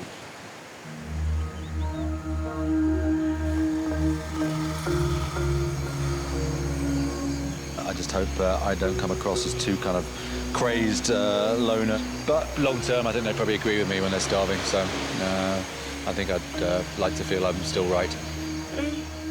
This time, along with Chris and Mike, someone else is up for the thrill of the hunt. Just about to get ready now to go out into the mangrove for a bit of night caiman hunting.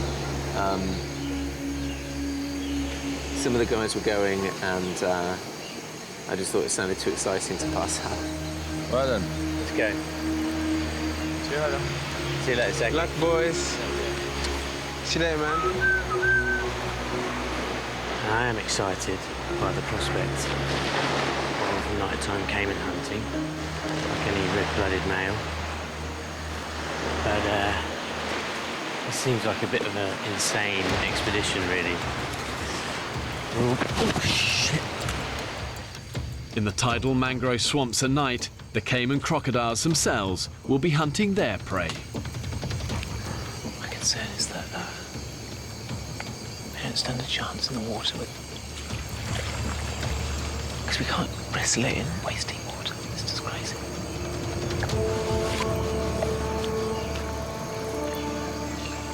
We're just slowly making our way through the mangrove swamp, looking to see whether we can see the reflection of any caiman in their torches. Nothing so far, but we can hear movement inside the mangrove all the time. Everywhere we go, there's just little sounds, little rustling noises, little slaps in the water. It's really, really spooky. What is that? Something quite big just shot past my feet. Look, it's caiman. There, see him?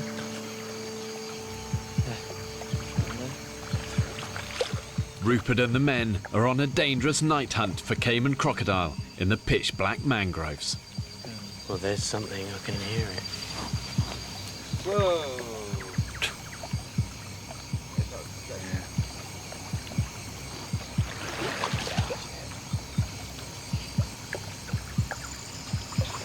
There's a lot of funny noises. There is, isn't there? It's pretty eerie. There's a lot of splashes going on. Wow! Oh, jeez. Have you got him down? Yeah. What was it? Huge bat. The trail's gone cold. Everyone good to carry on? On this week's episode of the Clueless Caiman Hunters, the Clueless Caiman Hunters decide to go into a mangrove swamp, attempting to catch a crocodile with their bare hands. Stay tuned to see whether we can get their leg bitten off.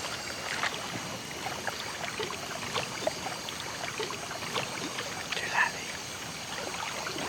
Obsessed. Midlife crisis. After an hour of fruitless searching, some of the hunting party are starting to have their doubts. Clueless Caiman Hunters. None of us have got a clue, have we? No. No. That's the whole point of this trip, is to maybe try and work out. The thing is, we've got a doctor, a director, a businessman and an IT guy. Collectively, we still know nothing. You see, that is the intrepid British spirit. Yeah. Is there likely to be one on this peninsula? There will be one 30 clicks in that direction. 30 clicks? Wow. It's like a tropic thunder. Should we have a cup of tea? But I still have hope, and you never know. But we got one, something. Yeah. Whilst we're stood here having this conversation, they're all kind of out there playing cards, smoking cigars and drinking whiskey. Here's come those idiot British guys again. Yeah, that killed old Jack the other day. Lame Jack. Yeah, lame Jack. Dreams of another caiman crocodile dashed, the men head back to camp. Wow, check this out. Very fresh. Big old turtle track. Dan! What? Dan, he's here. You serious? You can see him over there. Yeah, no, he's digging in there. Come here, come look. Oh my God. Oh my God, it's huge. Wow. Beautiful thing. The endangered green sea turtle has come onto the island to lay her eggs. Very rare. So special. That's phenomenal. Just a huge, huge privilege to see this. Wow. Speechless. Ryan was desperate to see these. It's food for the soul, is that, mate? It's food for the soul. Ryan's going to be gutted. Oh, mate, yes. I almost think we should not tell him. You don't get your ass out of camp, you don't go and see shit. Don't forget it. Mate, that was awesome. And we're not allowed to eat those, right?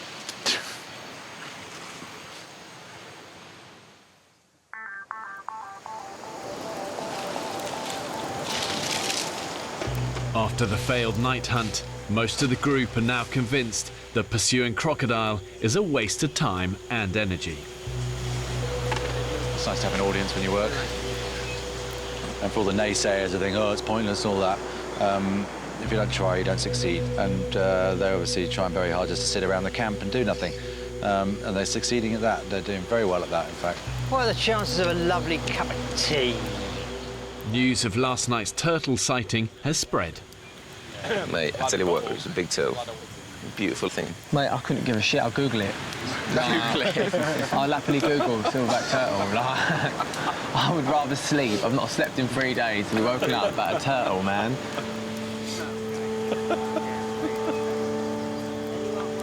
I can't believe I've been saying since day one, I'm seeing that turtles was the most important thing to me about this trip. I said, if I see one of them, I will die happy. 5 guys got 3 metres away from them and didn't come back and get me. Genuinely, mate, I remember thinking, oh, Ryan would love to see this. But, you know, we were just worried that we'd disturb it too much and, you know, we didn't want to go and wake people up. Those are the reasons, mate. Then you can spend a lifetime trying to see those and fail. Fuck off. I will never forgive any of you, right? I was a little bit naughty, I have to admit, a confession. I couldn't quite help myself. I innocently started talking about how wonderful the turtle was. Well, Ryan, if you're going to sit there in meetings and call us going out at night and doing all that kind of stuff a pointless exercise and a waste of time and a pipe dream, then why the fuck should we come and get you? You never believe what that arsehole just said to me. Who? Rupert. And he's like, oh, that turtle was so amazing last night. I can't believe it. You can spend your whole life looking for them and fail. The guy's a fucking He used to... Can't believe it. Fucking fuck. Ryan. I shouldn't have to worry about childish reactions from people like that, should I? He missed out. Tough shit. I have very little sympathy for him on this one. He needs to grow up or fuck off. Rupert, all his negativity that he's expressed over the last couple of days, attacking Craig, he's really attacking Ryan. You know, attacking rather than being childish, but actually doing childish things himself. Just things that are completely unhelpful. I really hope these guys can come together and build an effective team, but the reality is, when you're tired and you're hungry, the more primal side of us comes out. Then you learn what people are really like. It's either all or nothing with Rupert. It's either his way or no way. I would say the group has outgrown Rupert.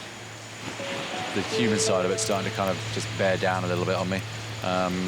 If I could get rid of half the people here, then it would be a lot better. I don't understand. Why be so difficult? It's an age thing, mate. It must be an age thing. Or hang-ups that he's got. He has to be right all the time. His word is final. So it's to pick on people that he thinks they're not going to argue. He wants to pick points. For all of the fact that we've been together as a tribe and we've collaborated, my prediction is that if we had to stay for longer, the group would actually split in half. Yeah, then it'd be interesting to see how half of them actually fed themselves when the people that actually get all the food decided just to look after themselves. Of like, actually, if you're not looking for it and not contributing towards that, why should you get any? I think we'd start sticking some of the fucking weaker ones on a raft and send them off to another island. I find it a little unfortunate that you see the world like that. It will become Lord of the Flies, and they end up killing the rest of them. And they finally get rescued, but humans don't go back to their fucking savage past, and when it comes to desperation and hunger, it will get nasty. Next on the island. What did you just do wanker sign towards me? Fuck you. As the end approaches... The meeting's not over yet, you dickhead. Tensions rise. You're just full of bullshit. I can't be bothered to fucking argue anymore. Don't take the piss. Somebody makes it easy to take the piss. Why not take the piss? The guys are still physically declining. Oh, my Lord. The pipe of justice. Something is going to have to change if they're going to stay the course. Welcome to the first Shorley Island election.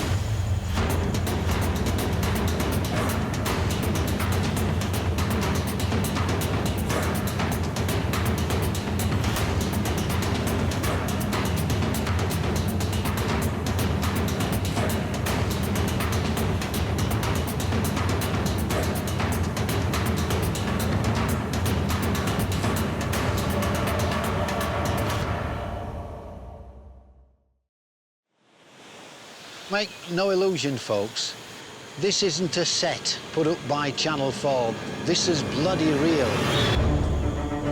4 weeks ago, I set out to prove 13 men could survive being abandoned on a remote Pacific island.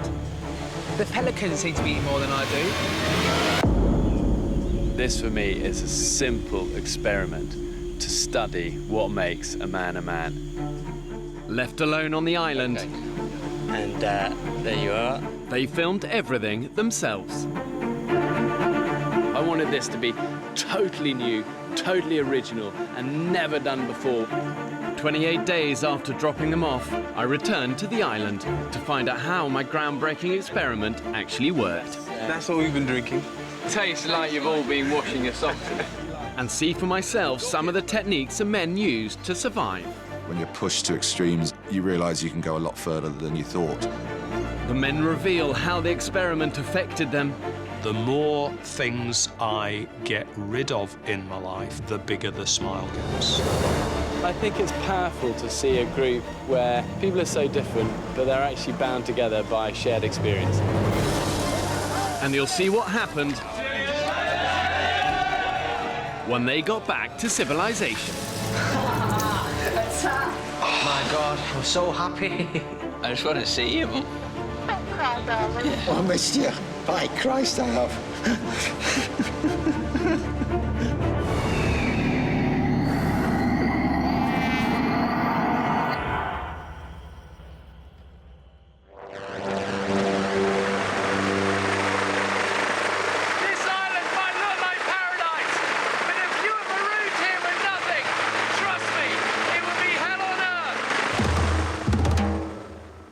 I chose to base my experiment on a remote desert island in the Pacific Ocean, more than 5,000 miles from Britain. I think there's something appealing about doing this on an island for a couple of reasons. First of all, there's nowhere to run. You're stuck on this limited space, and that forces issues. The other reason is that I think people often think of desert islands as nice places. The reality is they're deserted for a reason. There's very little running water, and these things are covered in snakes, in tarantulas and scorpions. You've got crocodiles, you've got sharks, and it forces issues because it's an unforgiving, unrelenting environment. But despite the dangers, the men survived. Well, I can see their fire. There he is, boys. Hit the bell. Come on. 1 month after dropping them off, I went back to see for myself what the men had achieved. Wow, look at you guys. Hairier. Yeah, a little bit. Skinnier. Yeah. But hopefully smarter. Wow, congratulations. Yeah, mate, thank you. Congratulations. Good to see Will you show me your camp? Come in. Good. Come in. So this is what we call home. And do you often have Tony? That is Tony's spot. Good to see you, Bear. Congratulations. Well done, you. Thank you very much. Well done, you. I love it. I love your throne. So I clocked them all in, I clocked them all out, safety, security, and I'd like to be the last on the boat to make sure they're all on. Shoe stores, obviously. Table kindly made for us by Joe. Hanging machetes, torches, buckets, coconuts. It's good. I mean, this is a real semblance of community. I love that. Look at that. Yeah. You've got a front door. Camp Bassie. Yeah. Shirley Island, Camp Bassie. So why Shirley Island? Because every time we went out looking for food, it was like, surely we're going to find something today. Surely we're going to find something tomorrow. And surely enough, we did. Shirley Island. Genius. In any survival situation, one of the first things you have to do is find shelter.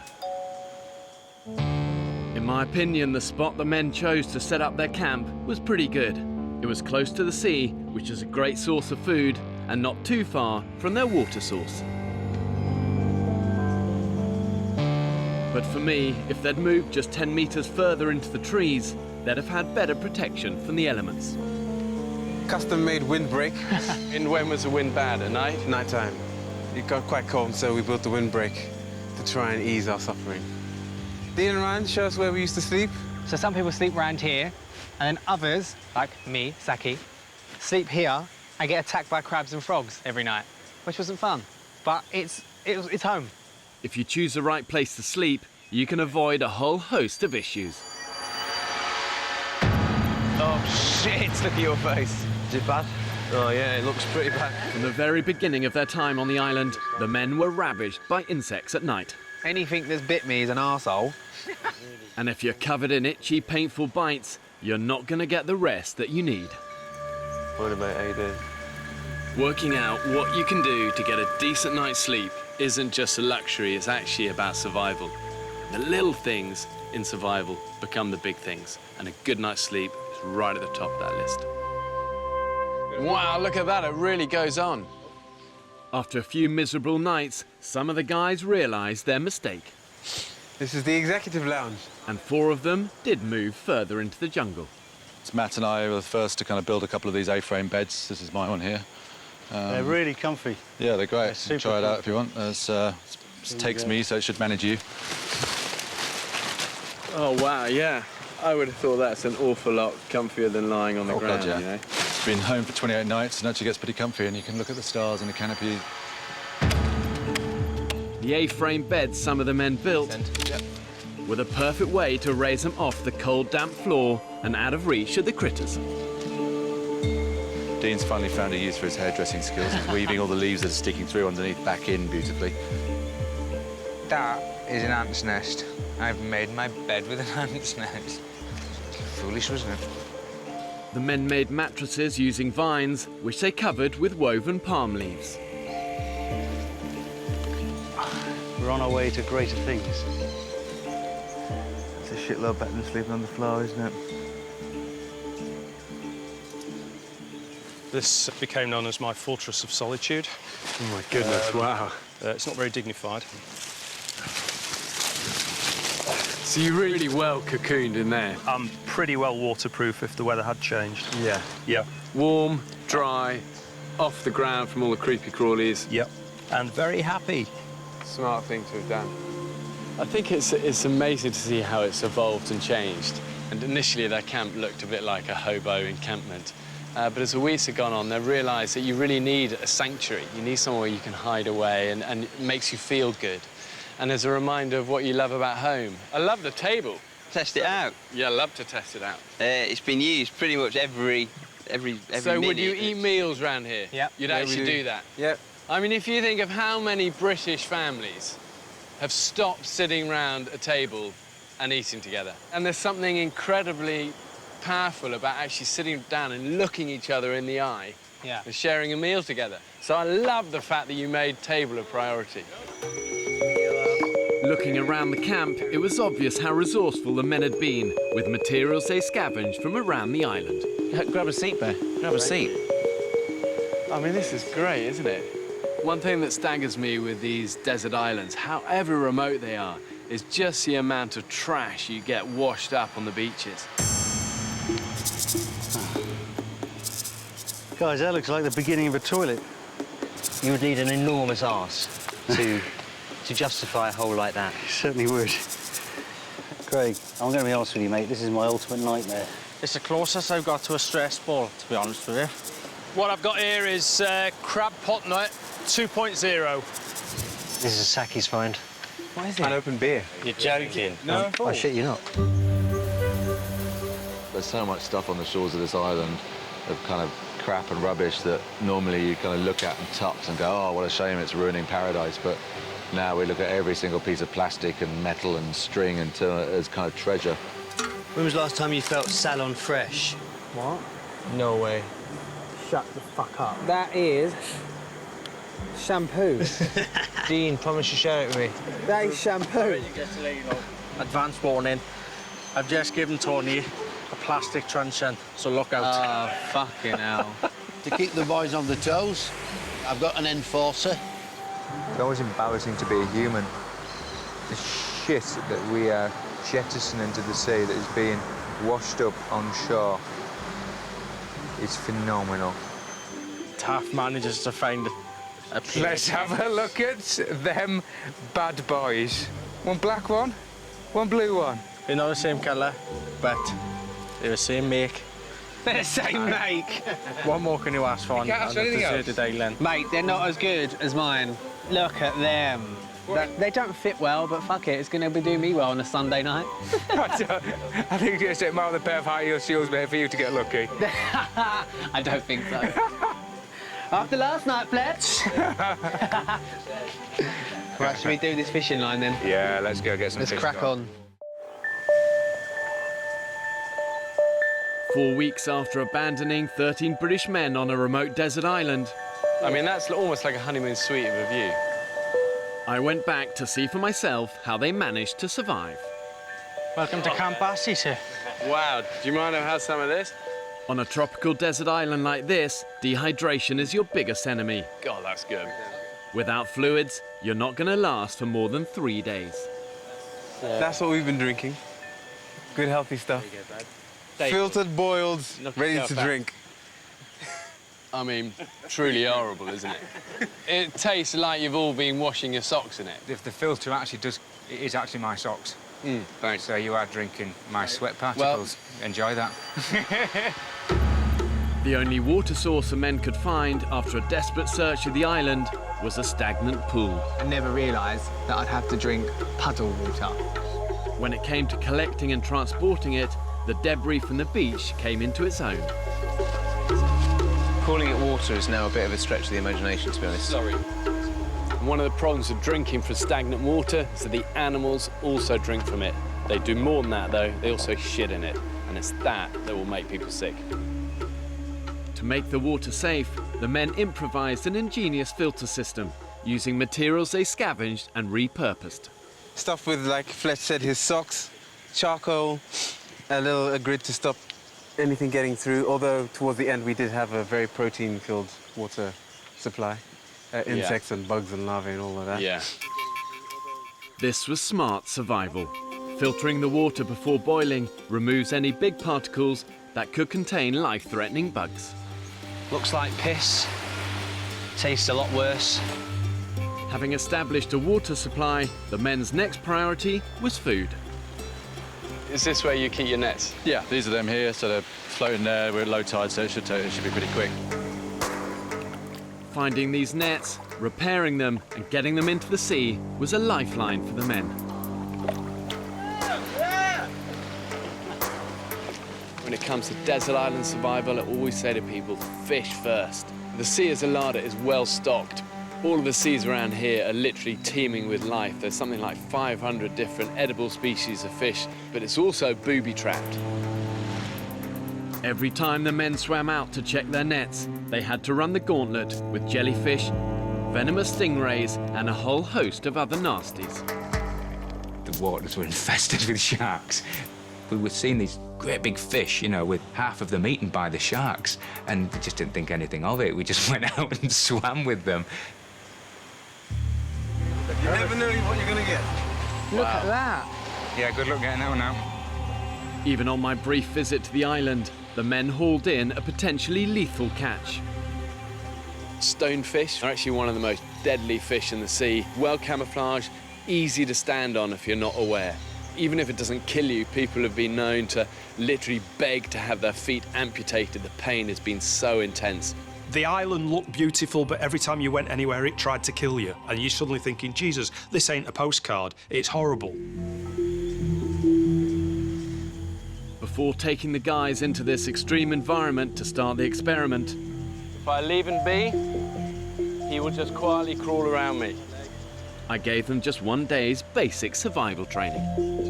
If they're big enough and you're small enough and one of these gets hold of you, it's gonna squeeze you. God, I can feel that already on my hand. Crush every bone in your body. So the truth is, none of these guys are experts. None of them are survival kind of gurus. You know, they're regular people, and that's what we wanted. We didn't want the experts. We wanted normal people who've got to kind of improvise and think smart and be resourceful. Do you actually ever wipe your bum with leaves? I love wiping my bum with leaves. Personally, if it was me, I'd get up in the morning, raise my arms aloft, wander into the sea, do my business, wipe my backside, salute as it floats out into the Grand Pacific. You know, clean, done, hygienic. You wash your hands and you haven't got crap all over the island. So a bear doesn't shit in the woods, then? It's true. I knew the biggest challenge for these guys was going to be finding enough food to keep them going. OK, scorpion. You'll find these under wood piles. You're out collecting firewood, lift one up, and bam. And it's not always obvious where those calories are going to come from. He'll strike you with his tail. See him doing it there? And he comes round, he bites you. Be a man, pin him down, take his stinger off, Good thing about these, though, they're good protein and you can eat them.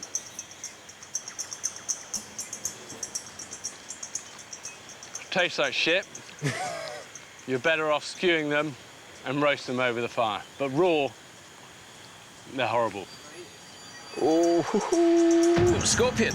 Here he is. There he is. There he is. Got him. I've got him. He's aggressive. He's aggressive. From experience, I know it's amazing what you'll eat when you're pushed to the edge. God, I can see its guts inside. That's not going to be tasty, guys. Oh, man, you're making us wait. Come on. We want to see you eat it. I hear that in the future, when things get a bit more dystopian, we're going to have to eat insects rather than mammals. So I'm looking forward to it.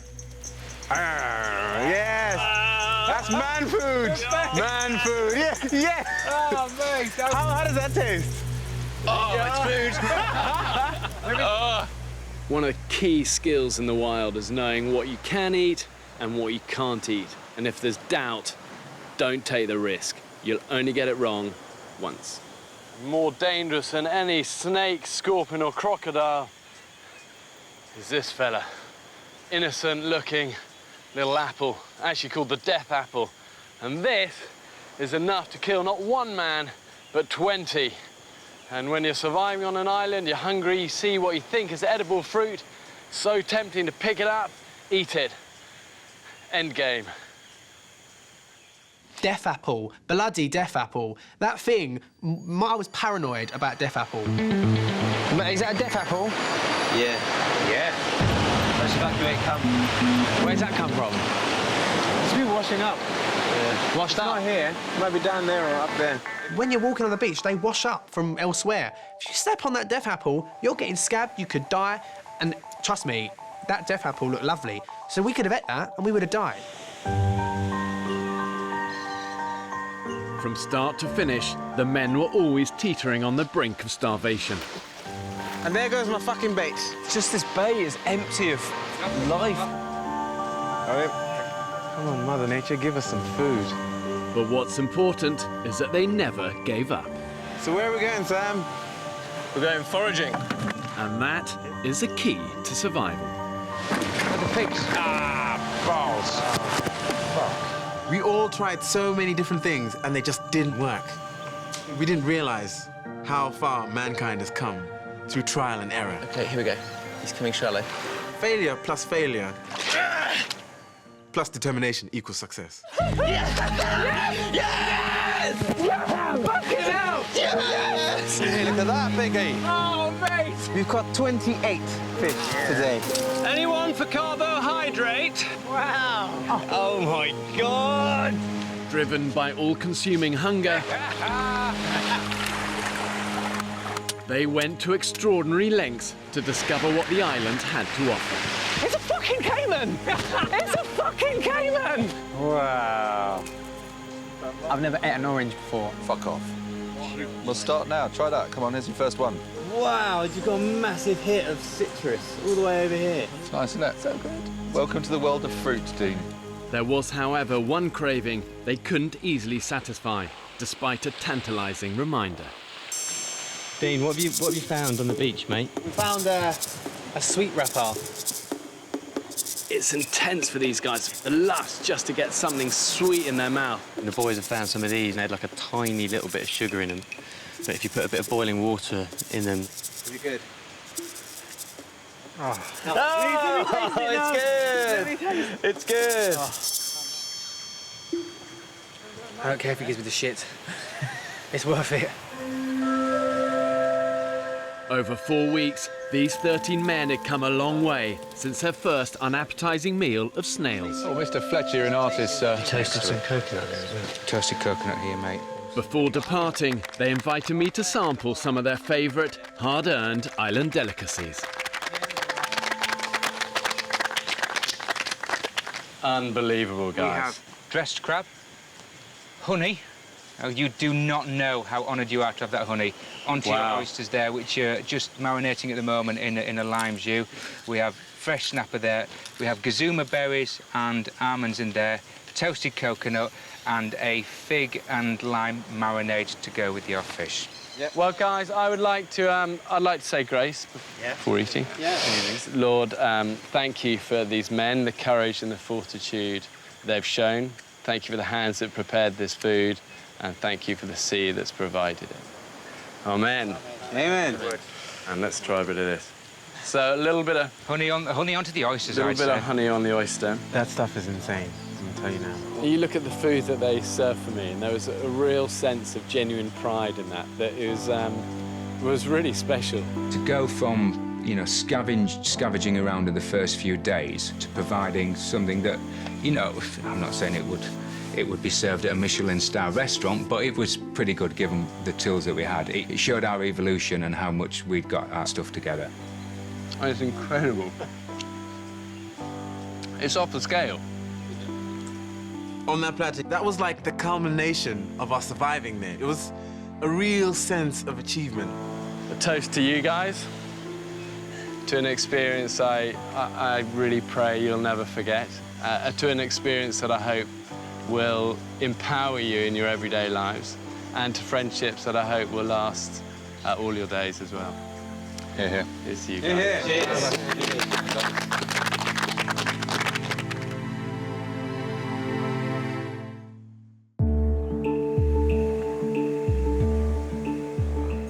Four weeks ago, I abandoned 13 British men on a remote desert island. They would have to fend for themselves in isolation. For me, it was really important that we didn't have a camera crew coming in every day and filming it all, and it kind of just would have felt set up. I wanted this to be totally new, totally original, and never done before. For this reason, the radical decision was made to get the 13 men to film the entire experience for themselves. Come on, everybody. Take a walk with Uncle Saki today. The only filming is these guys going like that and going like that. Right. Guys, I'm gonna have to put you down. I think I found us a bird. Yes, I have. Hang on. And effectively, that means the only people telling their story is themselves. Woohoo! Shazam!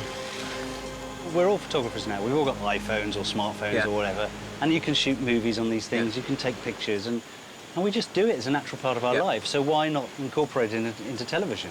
I'd like to show you around my favourite spot. This is where I come and sit when I feel a little bit shit. I tried to do this trip on a budget. I won this hat in Bulgaria about 5 years ago. Here's the sea. And these are my rocks. These are my rocks. Wang Rock. Way, I'm out there. I bought my boots cheap, cheapest boots I could find. Look at this, day 13. What the fuck am I gonna do? Look at the view. Look at all this. This is the jungle that on which I have become a man. The group included a sound man and 3 trained and experienced cameramen who lived under exactly the same conditions as everybody else. It's a bit like myself, Matt and Rupert and Kif were on a plane and it's crashed on a desert island. It just happens we had our gear with us. With danger never far away, the men needed to be able to deal with emergencies themselves. The hospital, where people went for treatment. Okay, so were you in charge? You were the assigned medic? Yeah, between myself and Sam, we dealt with a few injuries. The men were provided with basic medical supplies. Craig was a trained first aider. I think I've done more first aid on the island than I do when I'm back home. And Sam, a qualified doctor. Yes, they are. It slipped as I threw it. I think I broke my hand. Without them, some men may have been forced to leave the island. I'll be honest, I punched the sand. Oh, no. I enjoyed being the doctor on the island. It gave me a bit of a sense of purpose. So I've made this bamboo into hopefully roughly the shape of a splint. I was called upon to do things I wouldn't normally do in my day-to-day life as a neurologist. I can still do some things. Yeah.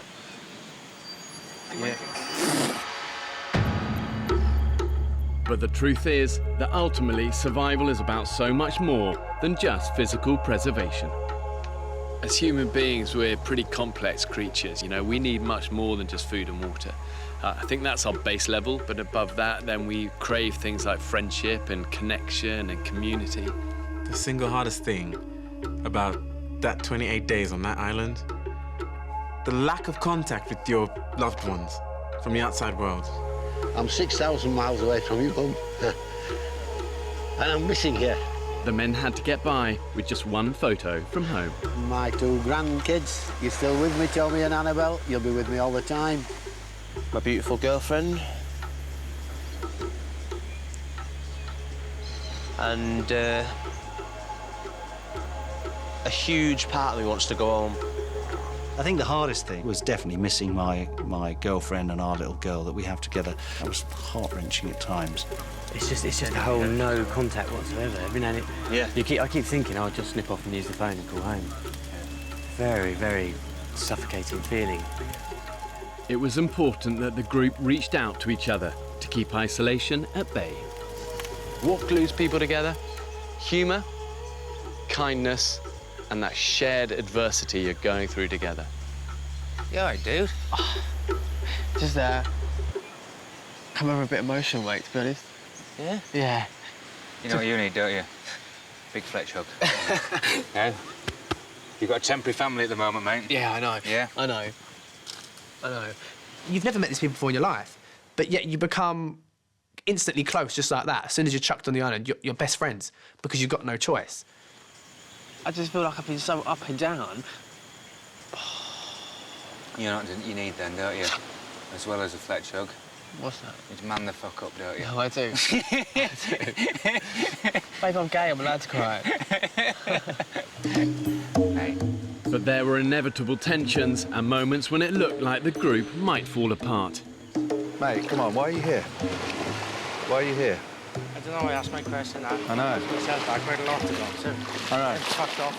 The wild exposes people wide open, and sometimes there's a lot of fallout and mess first. So all you want to do is bitch, and that's all. I'm not bitching. Hey, grow up, don't walk away. When people are under pressure and your life is on the line, you've got to do all you can to keep a group cohesive and together, because when it's together, it's strong. It's not strong when it's fragmented and broken. So what's going through your mind, Craig? Oh, I'm off. I've had enough. Don't quit, mate. You'll regret it for the rest of your life if you do. Just keep plodding, just digging deep. Yeah? You need to find that fire in your belly, mate. In the end, all 13 men managed to stick it out together. Let the party begin! And on their last night, were able to celebrate their differences. The award for the best tantrum. Oh, this one's close. This one's close one. Oh, it's tight, it's tight. It's a tight one. Is Craig.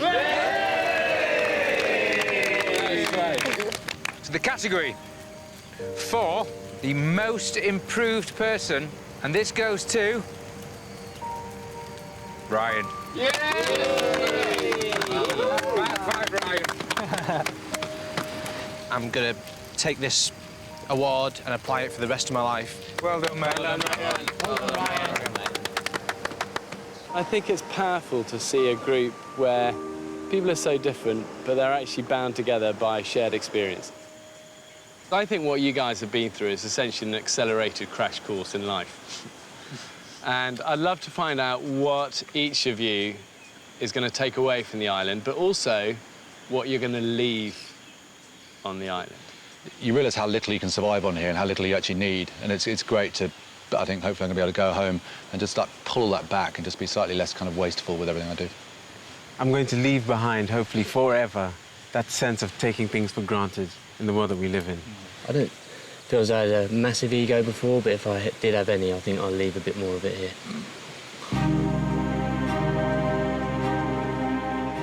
I kind of started this whole experiment really to try and find out what everyday modern British blokes are actually like under pressure. And the reality is the experience has been bloody hard. I have huge respect for anyone who can come out of it the other end together as friends and with a smile on their face.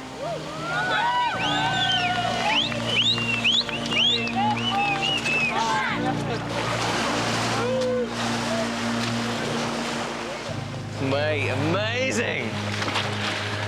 just want to eat some food. And after any mission, there's nothing quite like the rewards. I've been thinking about that bar for days now, mate, and that is what I am going to do now. When we first got back to civilization, we were given rules about what we should and shouldn't eat. So we were told to stay away from carbs, beer, and all these things. And the first thing we managed to get our hands on. 1, 2, 3. Beer.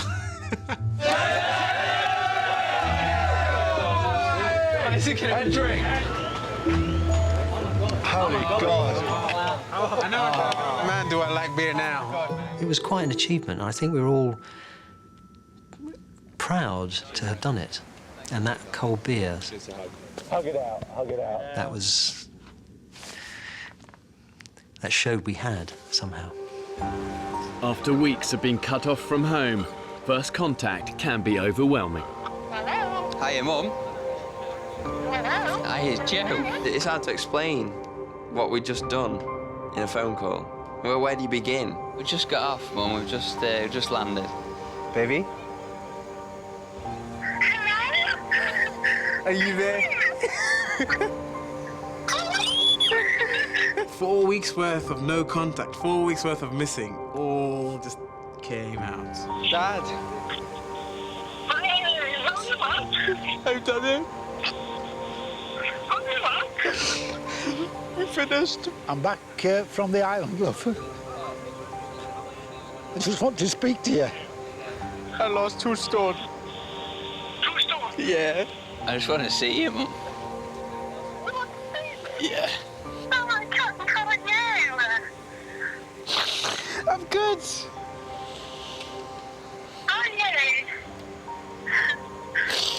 Yeah, I'm good. Feeling these things makes you feel really fucking alive. There's no doubt, I think, when you go through hard times, there's pain first. But this is about what people find at the end of it. Yes! Energy is coming back. Returning from the wild always helps you see modern life through fresh eyes. That's the women's correct. What do the symbols mean? Freedom. It's fucking incredible. Simplest things like taking a loo in a toilet as opposed to running to find a tree that's far enough away from camp. Oh my God. Problem solved.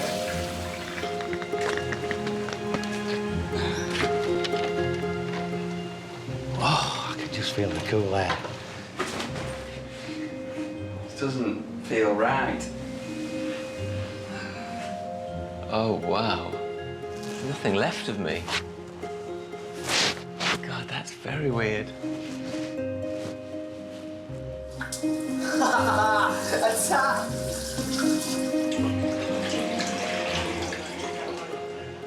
Nobody had to fetch it. I'll filter it. I'll boil it. Oh, man.